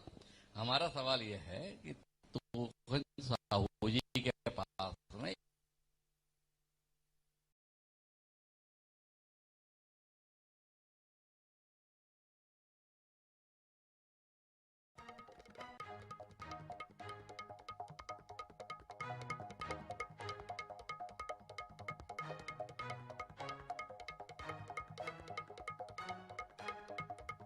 विधानसभा 2026 की सीधी तस्वीरें आप इस वक्त देख रहे हैं।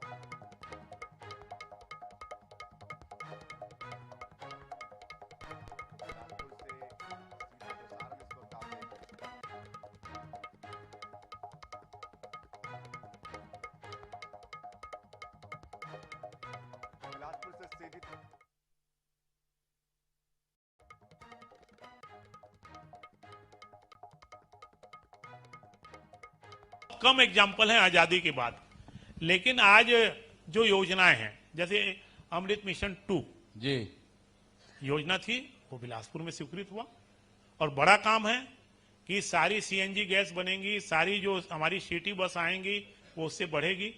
अभी जो तालाब का जीर्णोद्धार है वो सेंट्रल गवर्नमेंट से उन्होंने करा के दिया, तो जो उनके अधिकार क्षेत्र में है। बाकी योजना देखिए पूरे देश में राज्यों के मैचिंग ग्रांट के आधार पे और सारे राज्यों के लिए रहती है। उसके राजनीतिक चश्मे से केंद्र सरकार का जो कहना चाहिए कि कार्य पद्धति वो उसके हिसाब से चलती है।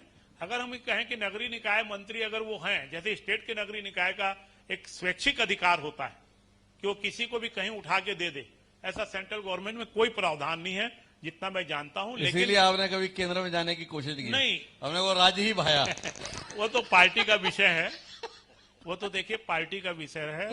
पार्टी के कार्यकर्ता के नाते पार्टी ने जो दायित्व दिया है उसका निर्वहन हमने भाजपा में ये अच्छे बड़ी से कुशलता किया। है, नेता कितना भी बड़ा हो जाए अपने वो कार्यकर्ता बताना नहीं भूलता है। नहीं, हम लोगों की देखिए घर में एक संस्कार होते हैं, तो हमने जब से पार्टी ज्वाइन की, मैं तो आपको मेरा व्यक्तिगत उदाहरण बता देता हूं। जी 1998 में जब मुझे पहली बार बिलासपुर विधानसभा की टिकट मिली तो कुशाभाऊ ठाकरे जी उस समय राष्ट्रीय अध्यक्ष थे। तो मैं उनसे टिकट मिली, मैं दिल्ली में था, मैं मिलने गया, तो अब बड़ा स्नेह था उनका एक पारिवारिक भाव में। तो उनने मुझे 2 बातें कही थी,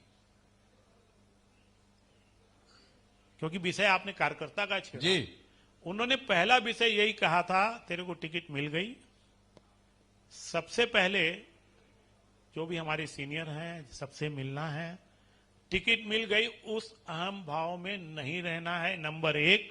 और नंबर 2, पूरे जीवन भर अपने को कभी नेता मत मानना, कार्यकर्ता बन के काम करना। ये 1998 में पहली बार टिकट मिली जब कुशाभाऊ ठाकरे ने मुझे की थी, कहा था। तो ये हमारे संस्कार है कि जब पार्टी में कोई भी व्यक्ति नया आता है तो पार्टी की जो नीति रहती है, सुनते सुनते वो भाव पैदा हो जाता है। तो इसीलिए भारतीय जनता पार्टी, आप जो बोलते हैं कि सारे कार्यकर्ता एक ही बात बोलते हैं कि कार्यकर्ता भाव, तब क्या करें, हमारे संस्कार वही हैं। अब कांग्रेस जैसे तो संस्कार है नहीं कि तोड़ो फोड़ो, एक परिवार के पीछे चलो। हमारा जो संस्कार है वो कार्यकर्ता भाव का ही। अब कांग्रेस को इतना तोड़फोड़ देते हो तो अपने में तोड़फोड़ कहां से करो। नहीं, वो तो आपस में करते रहते हैं।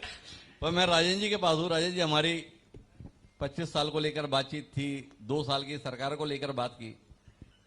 2 साल में अपनी पार्टी की कुछ जमावट आप लोग कर पाए कि नहीं कर पाए, कि इस भरोसे ही हो कि ये अपने कामों से निपटेंगे और अपन इसी भरोसे आ लेंगे?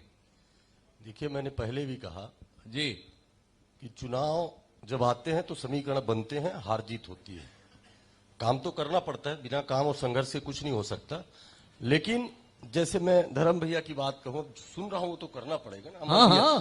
मतलब कितना ज्ञान है इनके पास, शहर के लिए कितना बड़ा मैप है इनके पास। पर दुख का विषय यह है कि अब नीति निर्धारण तक तो दूसरा है, आप तो इसी में परेशान हो। अच्छा, इसीलिए तो परेशान मैं हूं। थोड़ा सा बार शहर बहुत पीछे हो रहा है। हिमांशु जी, बिलासपुर नहीं, मैं जिला इनकी- पीछे हो रहा है। इनकी बात काट देता हूं। क्या ये बार बार परेशान है धर्मलाल जी मेरे को लेके? नहीं, परेशान नहीं सुनो हूं। सुनो मैं सुनो, जिला- सुनो। भाई, बच्चे, भाई, एक भाई, मिनट, मैं बोलिए। कोई आलोचना के हिसाब से नहीं, जी। मैं आपसे केवल एक कहना चाहता हूं। आज तक सीरियल देखिए, उसमें रहता है आज की खबरें यहीं तक, खबरें और भी हैं, देखते रहिए आज तक। नहीं तो हम तो देख ही रहे हैं, हमारा काम ही देखते देखना है। रहिए आज तक। हम विपक्ष में हैं, देख भी रहे हैं। महतारी बंधन योजना की बात आई, 1,000 की बात हुई थी, आप 500 काट के दे रहे हैं निराश्रितों को, बहुत लोगों को नहीं मिल रहा है। नहीं, मैं तो बाकी तो खराब बात मैं बोल ही बजट रहे की हो। बात करूं, आपकी चिंता, ग्राम पंचायत के आप चुनाव के देखते बाद रहिए, कल कोई तक पैसा पंचायत को आपकी नहीं आ इच्छा रहा है। पूरी हो जाएगी। देखते रहिए कि आप अपने कार्यकर्ताओं से पूछ लीजिए जी पंचायत में कितना पैसा है। 1 साल हो गया चुनाव हुए, 15वें वित्त आयोग अरे का पैसा भी राजन नहीं भाई, आया। आप फिर बहक गए। बैक नहीं देखो, किया। मैंने ये मैं कहा, पब्लिक की बात कर रहा हूं। नहीं, मेरा सवाल क्या था? मेरा सवाल यही था कि आप इन्हीं के भरोसे हो क्या? इनके भरोसे कि नहीं हूं ये मैं। अपने कामों से निपट देखिए, जाएंगे इसलिए हम आ मैं- जाएंगे, हमारे से या 2 साल मेरे में से बहुत सीनियर हैं दोनों। कुछ मैं- अपना ठीक ठाक कर रहे हैं, मैं- पार्टी अपनी ठीक ठाक कर रही है, ये सवाल है पार्टी की दृष्टि से क्या चल रहा है। मैं वही तो कह रहा हूँ। 2.5 साल का खेल अभी भी चल रहा है। नहीं, कि 2.5 कुछ साल का बदल- खेल तो अब जो चलना होगा इनकी पार्टी में चलेगा। अभी हल्ला है बहुत, अच्छा। मुख्यमंत्री बदल सकते हैं, ऐसा हल्ला होता है। हमको उससे मतलब नहीं है। हम तो कह रहे हैं ना कि जैसे अभी उन्होंने सड़कों की बात की, अब वो तो जाके देखने में पता चलेगा ना कहाँ क्या हो रहा है। जी। इसलिए मेरा चिंता का विषय कुछ नहीं है। जी। कांग्रेस के हमारे जो अभी 2 नए अध्यक्ष बने हैं, संगठन सृजन हुआ, उसमें भी भाजपा आपत्ति करती, पर हमारा अपना एक तरीका है। अब उस तरीके से हम लोग काम करते हैं। और विपक्ष की भूमिका में जब हम थे तो इनको 14 में समेटा, और आदरणीय धर्मलाल जी ने जो बात कही कि 2 साल का बोनस हमने दिया, 2 साल का बोनस आपने नहीं दिया था, इसलिए तो कांग्रेस सरकार बनी। जी। हमने यात्रा निकाली, किसान अधिकार ने यात्रा कि आप किसानों का 370 रुपया बोनस राजेश जी, दीजिए। आप कहीं बहक गए क्या? नहीं भाई तो आपने जब 2018 में अपना घोषणा पत्र दिया था ना, जन घोषणा पत्र जिसका नाम था, हाँ, उसमें आपने ये वादा किया था कि जो 2 साल का बोनस इन्होंने नहीं दिया देंगे, वो हम देंगे। तो मैं कह अब रहा हूं बताओ। सर, मैं कह रहा हूं ना सर, अब हमने सब पैसा दिया उनको, वो 2 साल की बोनस की वजह से शायद इनकी सरकार बन गई ना। अभी ये भी बोनस नहीं दे पा रहे हैं, वही तो कह रहा हूं। काम करना, अभी कहां दे रहे हैं बोनस? एक मुश्त पैसा तो कहां दे रहे हैं? नहीं दे रहे हैं। जी अभी 3100 कहां दे रहे हैं? पूछे कितना दे रहे हैं प्रति कुंटल? भाई धर्मलाल जी, अभी सवाल आए, आप तो पानी अभी से पीने लगा। वो पूछ रहे हैं, इनका कहना है 3100 पैसा नहीं दे रहे हैं। नहीं दे रहे हैं, समर्थन मूल्य का पैसा दे रहे हैं। प्रथम किस्त पूछ लीजिए। और जब हमारी सरकार कोरोना के समय 3 किस्त में देती थी तो आदरणीय धर्मलाल जी पूछा करते थे 3 किस्त में देते हैं। अब सबसे पहले बड़े किसान है, पैसा यही लेते थे, बोनस सबसे ज्यादा यही लेते थे। तो मैं इनसे पूछता था कई बार कि आप 3 किस्त में मत लो। अब भूपेश जी भी कहते थे कि धर्मलाल जी आप ऐसा करिए, आखिरी किस्त में आप बैंक से निकाल मतलब मैं तो अचंभित हूँ राजन जी। मैं एक बार जोरदार तालियां राजन जी के लिए। मैंने अपने राजनीतिक प्रतिद्वंदी की इतनी चिंता करते हुए आज तक कोई प्रतिनिधि नहीं देखा राजन जी। तो हम लोग मतलब आप चिंता देखो, धर्मलाल जी को धान के बोनस का पैसा नहीं मिल रहा है, इसके लिए राजन जी परेशान है। नहीं, वो कहते थे एक साथ नहीं मिल रहा है, तो भूपेश जी कहते थे कि आप बैंक में इकट्ठा मार्च अप्रैल में उठा लेना। पूछ लीजिए सामने। जी धर्म भाई, इनका कहना है नहीं, कि बोनस का पैसा नहीं मिल रहा, जरा आप बताएंगे। अभी नहीं मिला है, पूछ लीजिए जो रोज शाम को डलता है, बोल रहे हैं। देखिए, पेमेंट बोनस नहीं, बोनस की बात नहीं है, हम लोगों ने ये कहा कि जो पेमेंट की बात है। पेमेंट की बात की। आज सवेरे आप धान बेचिए और शाम तक आपके खाते में आ जाएगी पैसा। कितना आप पूरे आपका समर्थन मूल्य ना, वही तो कहानी आप बिगड़ती मेरे है। को ये बताओ, आप आज धान बेचे, उसमें किसी को 1 टोकन मिल रहा है, किसी को 2 टोकन मिल रहा है, किसी को 3 टोकन मिल रहा है। इस बार तो तो जो सर, एक बार बेचे उसको 3 टोकन का पैसा कैसे मिल जाएगा? जी 3 टोकन का पैसा तभी मिलेगा जब आपकी खरीदी संपूर्ण हो जाएगी, और खरीदी के बाद में हिसाब किताब करके कुल कितना पैसा आपको देना अरे धर्म भाई, है, एक बात वो बताओ। पैसा एक मुश्त आपके खाते में आएगा। आपने बहुत एक मिनट राजन जी, आपने बात बहुत शानदार कही, लेकिन मैं ये समझना चाहता हूँ ये आप टोकन टोकन क्यों खेल रहे हो?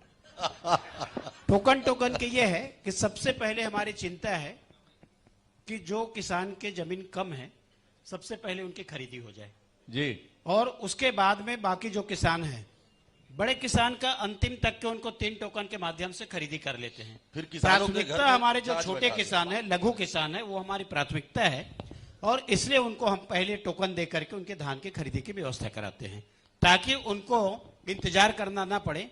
बड़े किसान इंतजार कर सकते हैं, इन छोटे किसान सरकार की प्राथमिकता है। तो राजन जी, मेरा जो सवाल था थोड़ा उस पर चले जाएंगे आप। इन 2 साल में अपनी पार्टी की सेहत सुधारने के दिशा में भी कोई कदम उठाते हुए आपने देखा, या अभी समय नहीं आया? नहीं सर, बिल्कुल हमारी पार्टी में अभी बैद जी के नेतृत्व में लगातार पदयात्राएं भी हुई, समय पर सारे मुद्दे उठा रहे हैं। अब सवाल यह है सरकार को, जैसे मैंने आपको कहा ना, मैं विषय से नहीं भटक रहा हूं। जैसे हमने कहा था 3 किस्तों में पैसा दिया, इनके पास भी किस्तों की बात आ रही है, 2-2 महीने से महतारी बंधन का पैसा नहीं मिल रहा है। तो ये सारी परिस्थितियां ही आगे ले जाकर व्यवस्था बनाती है। लेकिन हमारा काम विपक्ष में, हम लड़ तो रहे हैं, किस चीज में पीछे आप बताइए इनसे? किससे लड़ रहे हैं? सरकार से लड़ रहे हैं, अच्छा, हर चीज में लड़ रहे हैं। देखिए अभी जैसे इन्होंने बताया कि इस बार पूरा सरकार बना तो पूरा नगर पंचायत नगर पालिका, हमारी सरकार बनी तो हम भी जीत गए। जी, सरकार के साथ नगरीय निकाय चुनाव होता है, हम तो बनाए। मतलब आप कहना क्या चाह रहे हो? कहना ये चाह रहे हैं कि आप सरकार के दम पे सब चुनाव जीत रहे हो, सरकार के दम पे मतलब आपने भी सरकार के दम पर चुनाव जीते थे, इन्होंने भी सरकार के दम पर जीता। स्थानीय चुनाव में होता है सर। आज सरपंच हमारा कांग्रेस का है ना, वो भी भाजपा के भाई सरकार हमारे साथ में माननीय मिश्रा जी हैं, सुधांशु मिश्रा जी, वो बता रहे थे कि ईमानदारी से काम किए, वो आपके साथ ही बता रहे हैं। चुनाव तो जिसकी सरकार होती है वो जिता ले जाता है, ऐसा ही होता है। नहीं, वो जो बोल रहे हैं मैं थोड़ा एक्सप्लेन कर देता हूं। उनका ये कहना है कि राज्य में जिसकी सरकार होती है जी, नगरीय निकाय चुनाव में, पंचायत चुनाव में थोड़ा सा जनता का उधर झुकाव होता है और उनको बहुमत की जो आशा है वो ज्यादा रहती, परिस्थितियां फेवर में हो जाती हैं। मतलब बेईमानी से तो चुनाव नहीं जीते। बेईमानी से बिल्कुल नहीं होता और ये बट नेचुरल है, क्योंकि जनता को लगता है कि राज्य में सरकार है, अगर नगर निगम में पार्षद या सरपंच बना देते हैं या जिला पंचायत सदस्य बना देते हैं। आपके जिलाध्यक्ष जी बता रहे हैं वो नगरीय निकाय का जो चुनाव हुआ था ना, पूजा विधानी जी बैठी है वहां पर, ईमानदारी से चुन के बैठी है। सहमत हो ना आप? नहीं नहीं, बिल्कुल ईमानदारी से क्या भाई, मैं तो बोल रहा हूँ ना, सत्ता पक्ष का जो असर रहता है, चाहे उसका दुरुपयोग नहीं, करो। पहले आप कुछ और समझा रहे थे। नहीं, मेरी अब पत्नी अध्यक्ष जी के अनुसार हो गए आप। मेरी पत्नी जिला पंचायत जीती है कांग्रेस में सर्वाधिक मतों से पूरे प्रदेश में जी, लेकिन मुझे आरोप लग गया कि मैं इनसे सेटिंग करके देता हूँ। तो ये गलत है क्या? अब ये तो जांच का विषय कर ले आप ऐसे खुले मंच से मंत्री बनाने के लिए बिल्कुल बिल्कुल पैरवी करोगे तो क्या सोचोगे? बिल्कुल, मैं तो बोल रहा हूँ हर चीज की जांच होनी चाहिए ना, खुले मन से राजनीति भी होनी चाहिए। मैं जितना इनका विरोध करता हूँ, आज जो चुनाव लड़ा वो कहाँ है? मैं हूँ ना इनके सामने, मैं रोज दो चार होता हूँ इनसे। तो आपके विरोध को किसने नजरअंदाज किया? होता है, वो बात की बात है ना, वही तो मैं कहा आपकी नजर इनायत थोड़ी कमजोर रह गई मेरे लिए, मैं मिला नहीं तो आपके उसका भी बड़ा असर पड़ता है, आपके सर्वे का। तो मैं वापस आता हूं। कुल मिला के हमारी बातचीत अब आखिरी दौर में है और इसके बाद में हम अपने दर्शकों से संवाद का सिलसिला शुरू करेंगे। आपके जहन में मर्यादित भाषा में हमारे इन साथियों के लिए कोई सवाल हो तो मेरे साथी हैं पंकज जी, जो हमारे बिलासपुर के ब्यूरो प्रमुख हैं, उनसे चाहूंगा कि वो जनता के बीच में जाएं और अगर आपके मन में कोई जिज्ञासा है शहर को लेकर, प्रदेश को लेकर, जनप्रतिनिधियों को लेकर, मर्यादित भाषा में, तो आप वो सवाल करेंगे। हम कोशिश करेंगे कि उसके उत्तर इस मंच से मिले। लेकिन मैं सुधांशु जी आपसे जानना चाहूंगा, कांग्रेस में जितनी झंझट भाजपा के साथ लड़ने की नहीं होती है, उससे कहीं ज्यादा झंझट आपस में लड़ने की होती है। कांग्रेस कार्यालय में ही आपस में लड़ने के दृश्य हम देख लेते हैं। अब हमें राजेंद्र जी बता रहे थे वो विष्णुदेव साई जी कभी भी बदल सकते हैं। अब क्या बताया, रायपुर में बैठते हैं दीपक भाई भी पता नहीं कब बदल सकते हैं, ऐसी खबरें चलती हैं। तो आपसे जानना चाहता हूं कि कुल मिलाकर इस हालात को बदलने के लिए कम से कम बिलासपुर जिले के संदर्भ में क्या कुछ आप कर रहे हैं? देखिए, आपने दो बातें कही जी, पहले मैं एक का जवाब दे देता हूं कि आप तो दोनों का दीजिए जी मैं कांग्रेस में ये जो झंझट ज्यादा चलती है या बदल सकता है और इस तरह की संभावनाएं और एक दूसरे से लड़ाइयां ज्यादा होती है, आपका कहना है, तो मैं आपको आप इनकार कर सकते हैं। नहीं, मैं बता देता हूं। देखिए, लड़ाइयां नहीं होती है। अच्छा, हमारे यहाँ बहुत ही खुलकर आप पार्टी के पटल पर अपनी बात रख सकते हैं किसी भी तरह से। यदि आप असहमत हैं तो असहमति आपको जताने का अधिकार है। भारतीय जनता पार्टी की तरफ बिल्कुल नहीं है कि यदि दिन को रात कहा जा रहा है तो आप रात कह दीजिए, सुबह को शाम कहा जा रहा है तो आप सुबह कह दीजिए। हमारे यहाँ असहमति यह होती है क्योंकि हम पूरी तरह से लोकतांत्रिक दल है और लोकतांत्रिक दल यदि है तो असहमति होनी चाहिए। असहमति लोकतंत्र के लिए, किसी भी राजनीतिक दल के लिए बहुत आवश्यक तत्व है। और दूसरी एक बात मैं बोलना चाह रहा था कि भारतीय जनता पार्टी में अगर लड़ाइयां नहीं होती हैं तो मैं आपको बता दूं, अभी मैं छोटा सा उदाहरण देकर के बता रहा हूं। हमारे यहाँ 4 आत्मानंद स्कूलों में नर्सरी की क्लासेस बंद हुई हैं और उनका जो कारण था वो डीएमएफ फंड से उनको सैलरी जाती थी और वो लगभग, जहां तक मेरे को जानकारी है, 7-8 लाख रुपए महीने की लगभग वो होती थी, जहां तक मेरे को जानकारी है। सिर्फ वो डीएमएफ फंड से अब हम सैलरी नहीं दे सकते, इसलिए उस नर्सरी की क्लासेस को बंद कर दिया गया है 4 स्कूलों में, 4 आत्मानंद के स्कूलों में। और ठीक उसी समय सकरी में एक इनॉग्रेशन जो होता है, जो बता रहे थे कि कुछ जोड़ के, और धर्मजीत भैया कुछ बता करके गए होंगे, लगभग 1 करोड़ रुपए का पेमेंट उस इनॉग्रेशन का होता है जिसमें ना कोई इनॉग्रेशन हुआ, ना गेस्ट आए, ना जनता आई। तो 1 करोड़ रुपए आपके पास वेस्ट करने के लिए होते हैं, परंतु ठीक उसी समय टीचर्स को तनख्वाह देने के लिए सरकार के पास फंड नहीं है। ये बहुत दुखद है। और एक छोटी सी बात और मैं बोलना चाह रहा था, क्योंकि विकास की बात हो रही थी।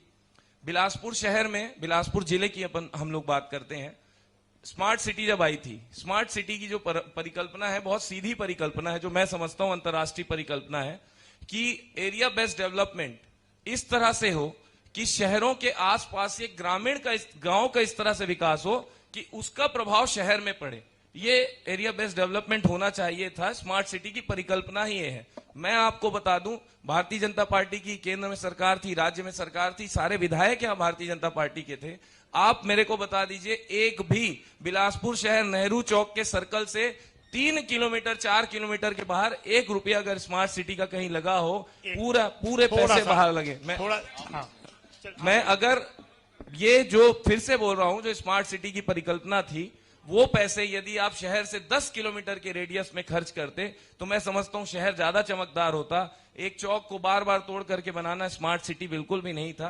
तो मैं मानता हूं कि आने वाले समय में वो विकास होगा। चलिए अमर जी तो इसका जवाब देंगे, लेकिन मैं थोड़ा सा, चूंकि आप भारतीय जनता पार्टी का प्रतिकार कर रहे हैं, आपके पास एक बड़ी जिम्मेदारी है, थोड़ा बताएंगे कि 5 साल जो कांग्रेस की सरकार थी उसने बिलासपुर शहर के लिए ऐसा क्या कमाल किया जिस पर आप गौरवान्वित हैं? देखिए, सबसे पहले तो अमर भैया ने असहमति जताई थी। उन्होंने बोला हाई कोर्ट ने पूछा है 70 नालों का क्या होगा, टेम्स नदी बनाएंगे, ये पहले बोला गया था। आप एक बात बताइए कि बैराज अगर बना है और बैराज में हम ये मान के चल रहे हैं कि वहां दूषित जल होगा, ऐसा क्यों होगा भाई? 70 नालों को हम थोड़ा सा 2-5 किलोमीटर बाहर भी तो डाइवर्ट कर सकते हैं। साथ में पहले क्यों नहीं किया? उसके साथ ही क्यों नहीं अब किया? भी तो हो सकता है। नहीं, उस समय क्यों क्यों नहीं हो किया? सकता? हम उसमें आप- बैराज बनने में क्या नहीं, आपत्ति सुन है? लीजिए मेरे बैराज से आपत्ति नहीं है, बिना प्लानिंग के विकास करने से आपत्ति है।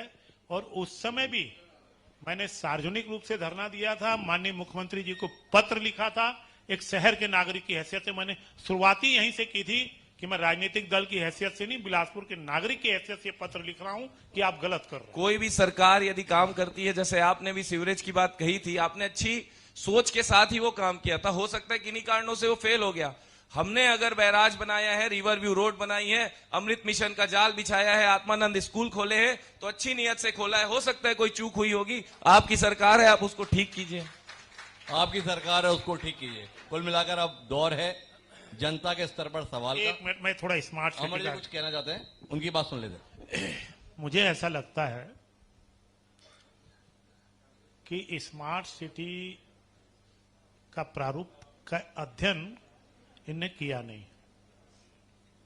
देखिए, 100 शहरों के एक शहर में स्मार्ट शहर आया बिलासपुर, और उसमें जो जनता से प्रायोरिटी ली गई वो एरिया बेस्ड डेवलपमेंट है। जनता से प्रायोरिटी। मेरी बात सुन लीजिए, आपको मालूम नहीं है, आप पता कर लेना, कंसल्टेशन हुआ है, मेरे पास फिगर है कि 80% बिलासपुर की जनता क्या चाहती है। आज भी फिगर है, निगम में डॉक्यूमेंट है, उसके आधार पर ये योजना बनी।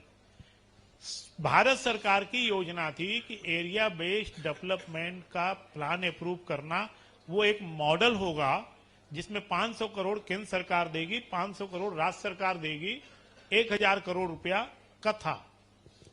उसके बाद सेल्फ फाइनेंसिंग स्कीम में वो योजना थी 4,500 करोड़ रुपए की, जिसमें 5 साल में कोई काम नहीं हुआ, जीरो। स्मार्ट सिटी 17 था। उसके बाद जो स्मार्ट सिटी के, मैंने उसका पहले ही जिक्र किया कि रिवर रोड में 100 करोड़ रुपया डाइवर्ट किया गया बिना अप्रूवल के। तो वास्तव में स्मार्ट सिटी की जो दुर्दशा हुई, ये तो मैं कहूंगा कि बिलासपुर का दुर्भाग्य रहा कि 5 साल इस प्रदेश में कांग्रेस की सरकार। 600 करोड़ रुपया 5 वर्षों में आया, जिसमें से 40%, जैसा कि अंश भाग होता है 60-40 का, 40% राज्य सरकार ने दिया, जो लगभग 240 करोड़ राज्य सरकार ने बिलासपुर नगर निगम में स्मार्ट सिटी के अंतर्गत दिया, क्योंकि 40% अंश भाग देना था। उस 240 करोड़ के बावजूद भी 100-125 करोड़ रुपए नगर निगम के लिए अलग से आया। आज स्मार्ट सिटी बंद हो चुकी है। इस मतलब स्वच्छता के लिए सिर्फ पैसा आएगा, स्मार्ट सिटी के लिए पैसा नहीं आएगा। 240 करोड़ रुपए जो राज्य सरकार ने 5 वर्षों में बिलासपुर के लिए दिया, क्या भारतीय जनता पार्टी की सरकार में 240 करोड़ का आधा भी आने वाला है क्या 5 वर्षों में? कुल मिला के ये सवाल है सुधांशु मिश्र जी का। लेकिन जो बात मिश्र जी यहाँ पे कह रहे हैं, 5 साल यही बात अगर शैलेश पांडे जी ने भी कही होती तो हो सकता है कांग्रेस की स्थिति शहर में कुछ और रही होती। पर बहरहाल ये समय है अब जनता से संवाद का। आप में से जो भी व्यक्ति के पास कोई जिज्ञासा हो वो अपना हाथ ऊपर करेंगे तो मेरे साथी जो हैं वो उनके पास जाकर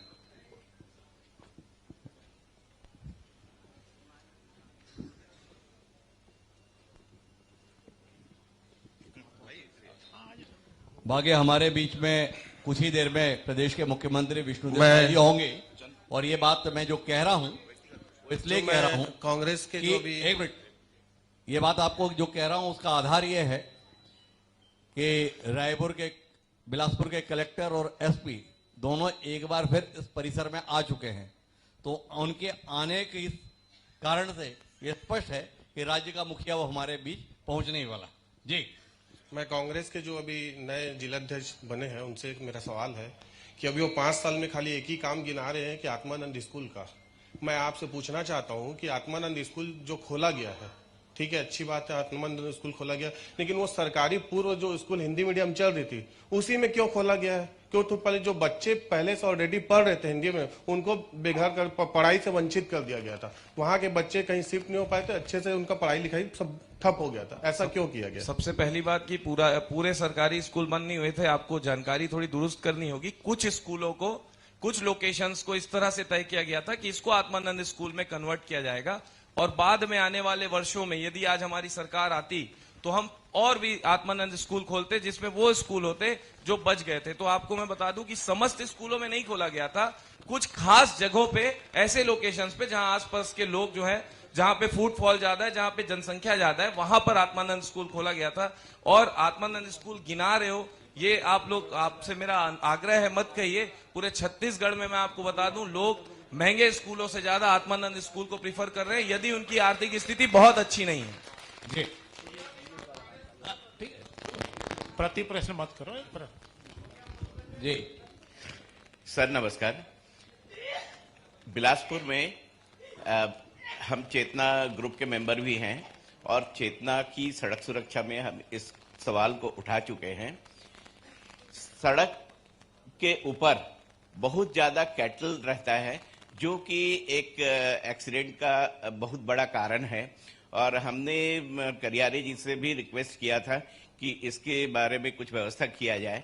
तो उन्होंने कहा कि उस प्रकार की व्यवस्था जब तक कि सरकार की ओर से कैटल होम नहीं बनाया जाएगा तब तक संभव नहीं है। क्या आप लोग इस प्रकार की कोई सहयोग करेंगे ताकि रोड से कैटल जो है वो बाहर सड़क पर जानवरों की मौजूदगी को लेकर वाकई एक जनता के बीच का सवाल है। मैं चाहूंगा पहले एक बार जोरदार तालियां इस सवाल के लिए। जी अमर भाई। देखिए, ये बात सही है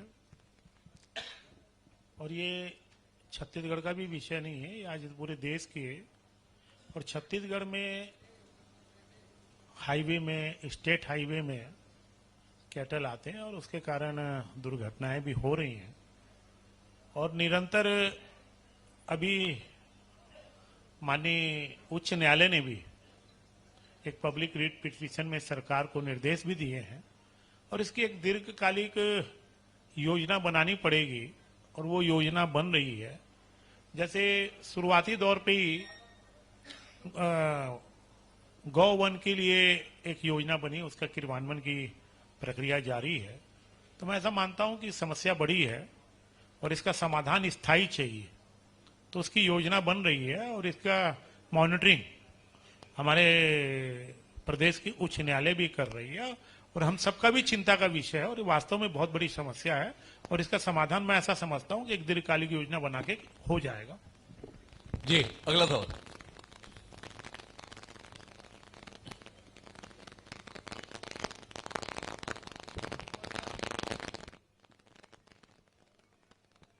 नमस्कार, मैं सौरभ दुबे कांग्रेस पार्टी के प्रतिनिधियों से ये जानना चाहता हूं कि कांग्रेस पार्टी को राम भगवान से परहेज क्यों है। एक तरफ हलफनामा देकर राम भगवान को काल्पनिक बताती है कांग्रेस पार्टी और दूसरी तरफ अभी रोजगार गारंटी मिशन के रूप में जो आया है योजना, उसमें राम भगवान का नाम है, इस सीपीसी का रंग, उसका विरोध कर रही है। मतलब आपको बिलासपुर के संदर्भ में कोई जिज्ञासा नहीं है, राम जी को लेकर आप इतने ज्यादा चिंतित है। फिर भी राम नाम पर हमको कभी आपत्ति नहीं है। अभी आप जो बीजी राम जी बोल रहे हैं उसमें कहीं हिंदी में राम नहीं आया है, आपके इंग्लिश की स्पेलिंग में आया, आपने उसको राम जी बना दिया। आपके पास राम जी के सिवाय जनता के पास जाने के लिए कुछ बचा नहीं। और मुक्तेश्वर आनंद जी के साथ आप क्या कर रहे हैं? सनातन धर्म की रक्षा की बात आप कर रहे हैं। उनकी चोटी पकड़ के मार रहे हैं। जो आपके खिलाफ बोलेगा वो हिंदू नहीं है, जो भाजपा के खिलाफ बोलेगा वो सनातनी नहीं है। ये चरित्र ठीक नहीं है। थोड़ा सा सबको समझना होगा। राम हमारे भी हैं, आपके भी हैं, लेकिन आप लोग चाहते हो कि राम केवल आपके हैं। ऐसा कभी नहीं हो सकता। वो मुक्तेश्वरानंद का जो आपने देखा ना, उस पर कहा कोई बयान दे रहे हैं प्रधानमंत्री जी या मुख्यमंत्री जी, कालने में बोल दे रहे हैं। जी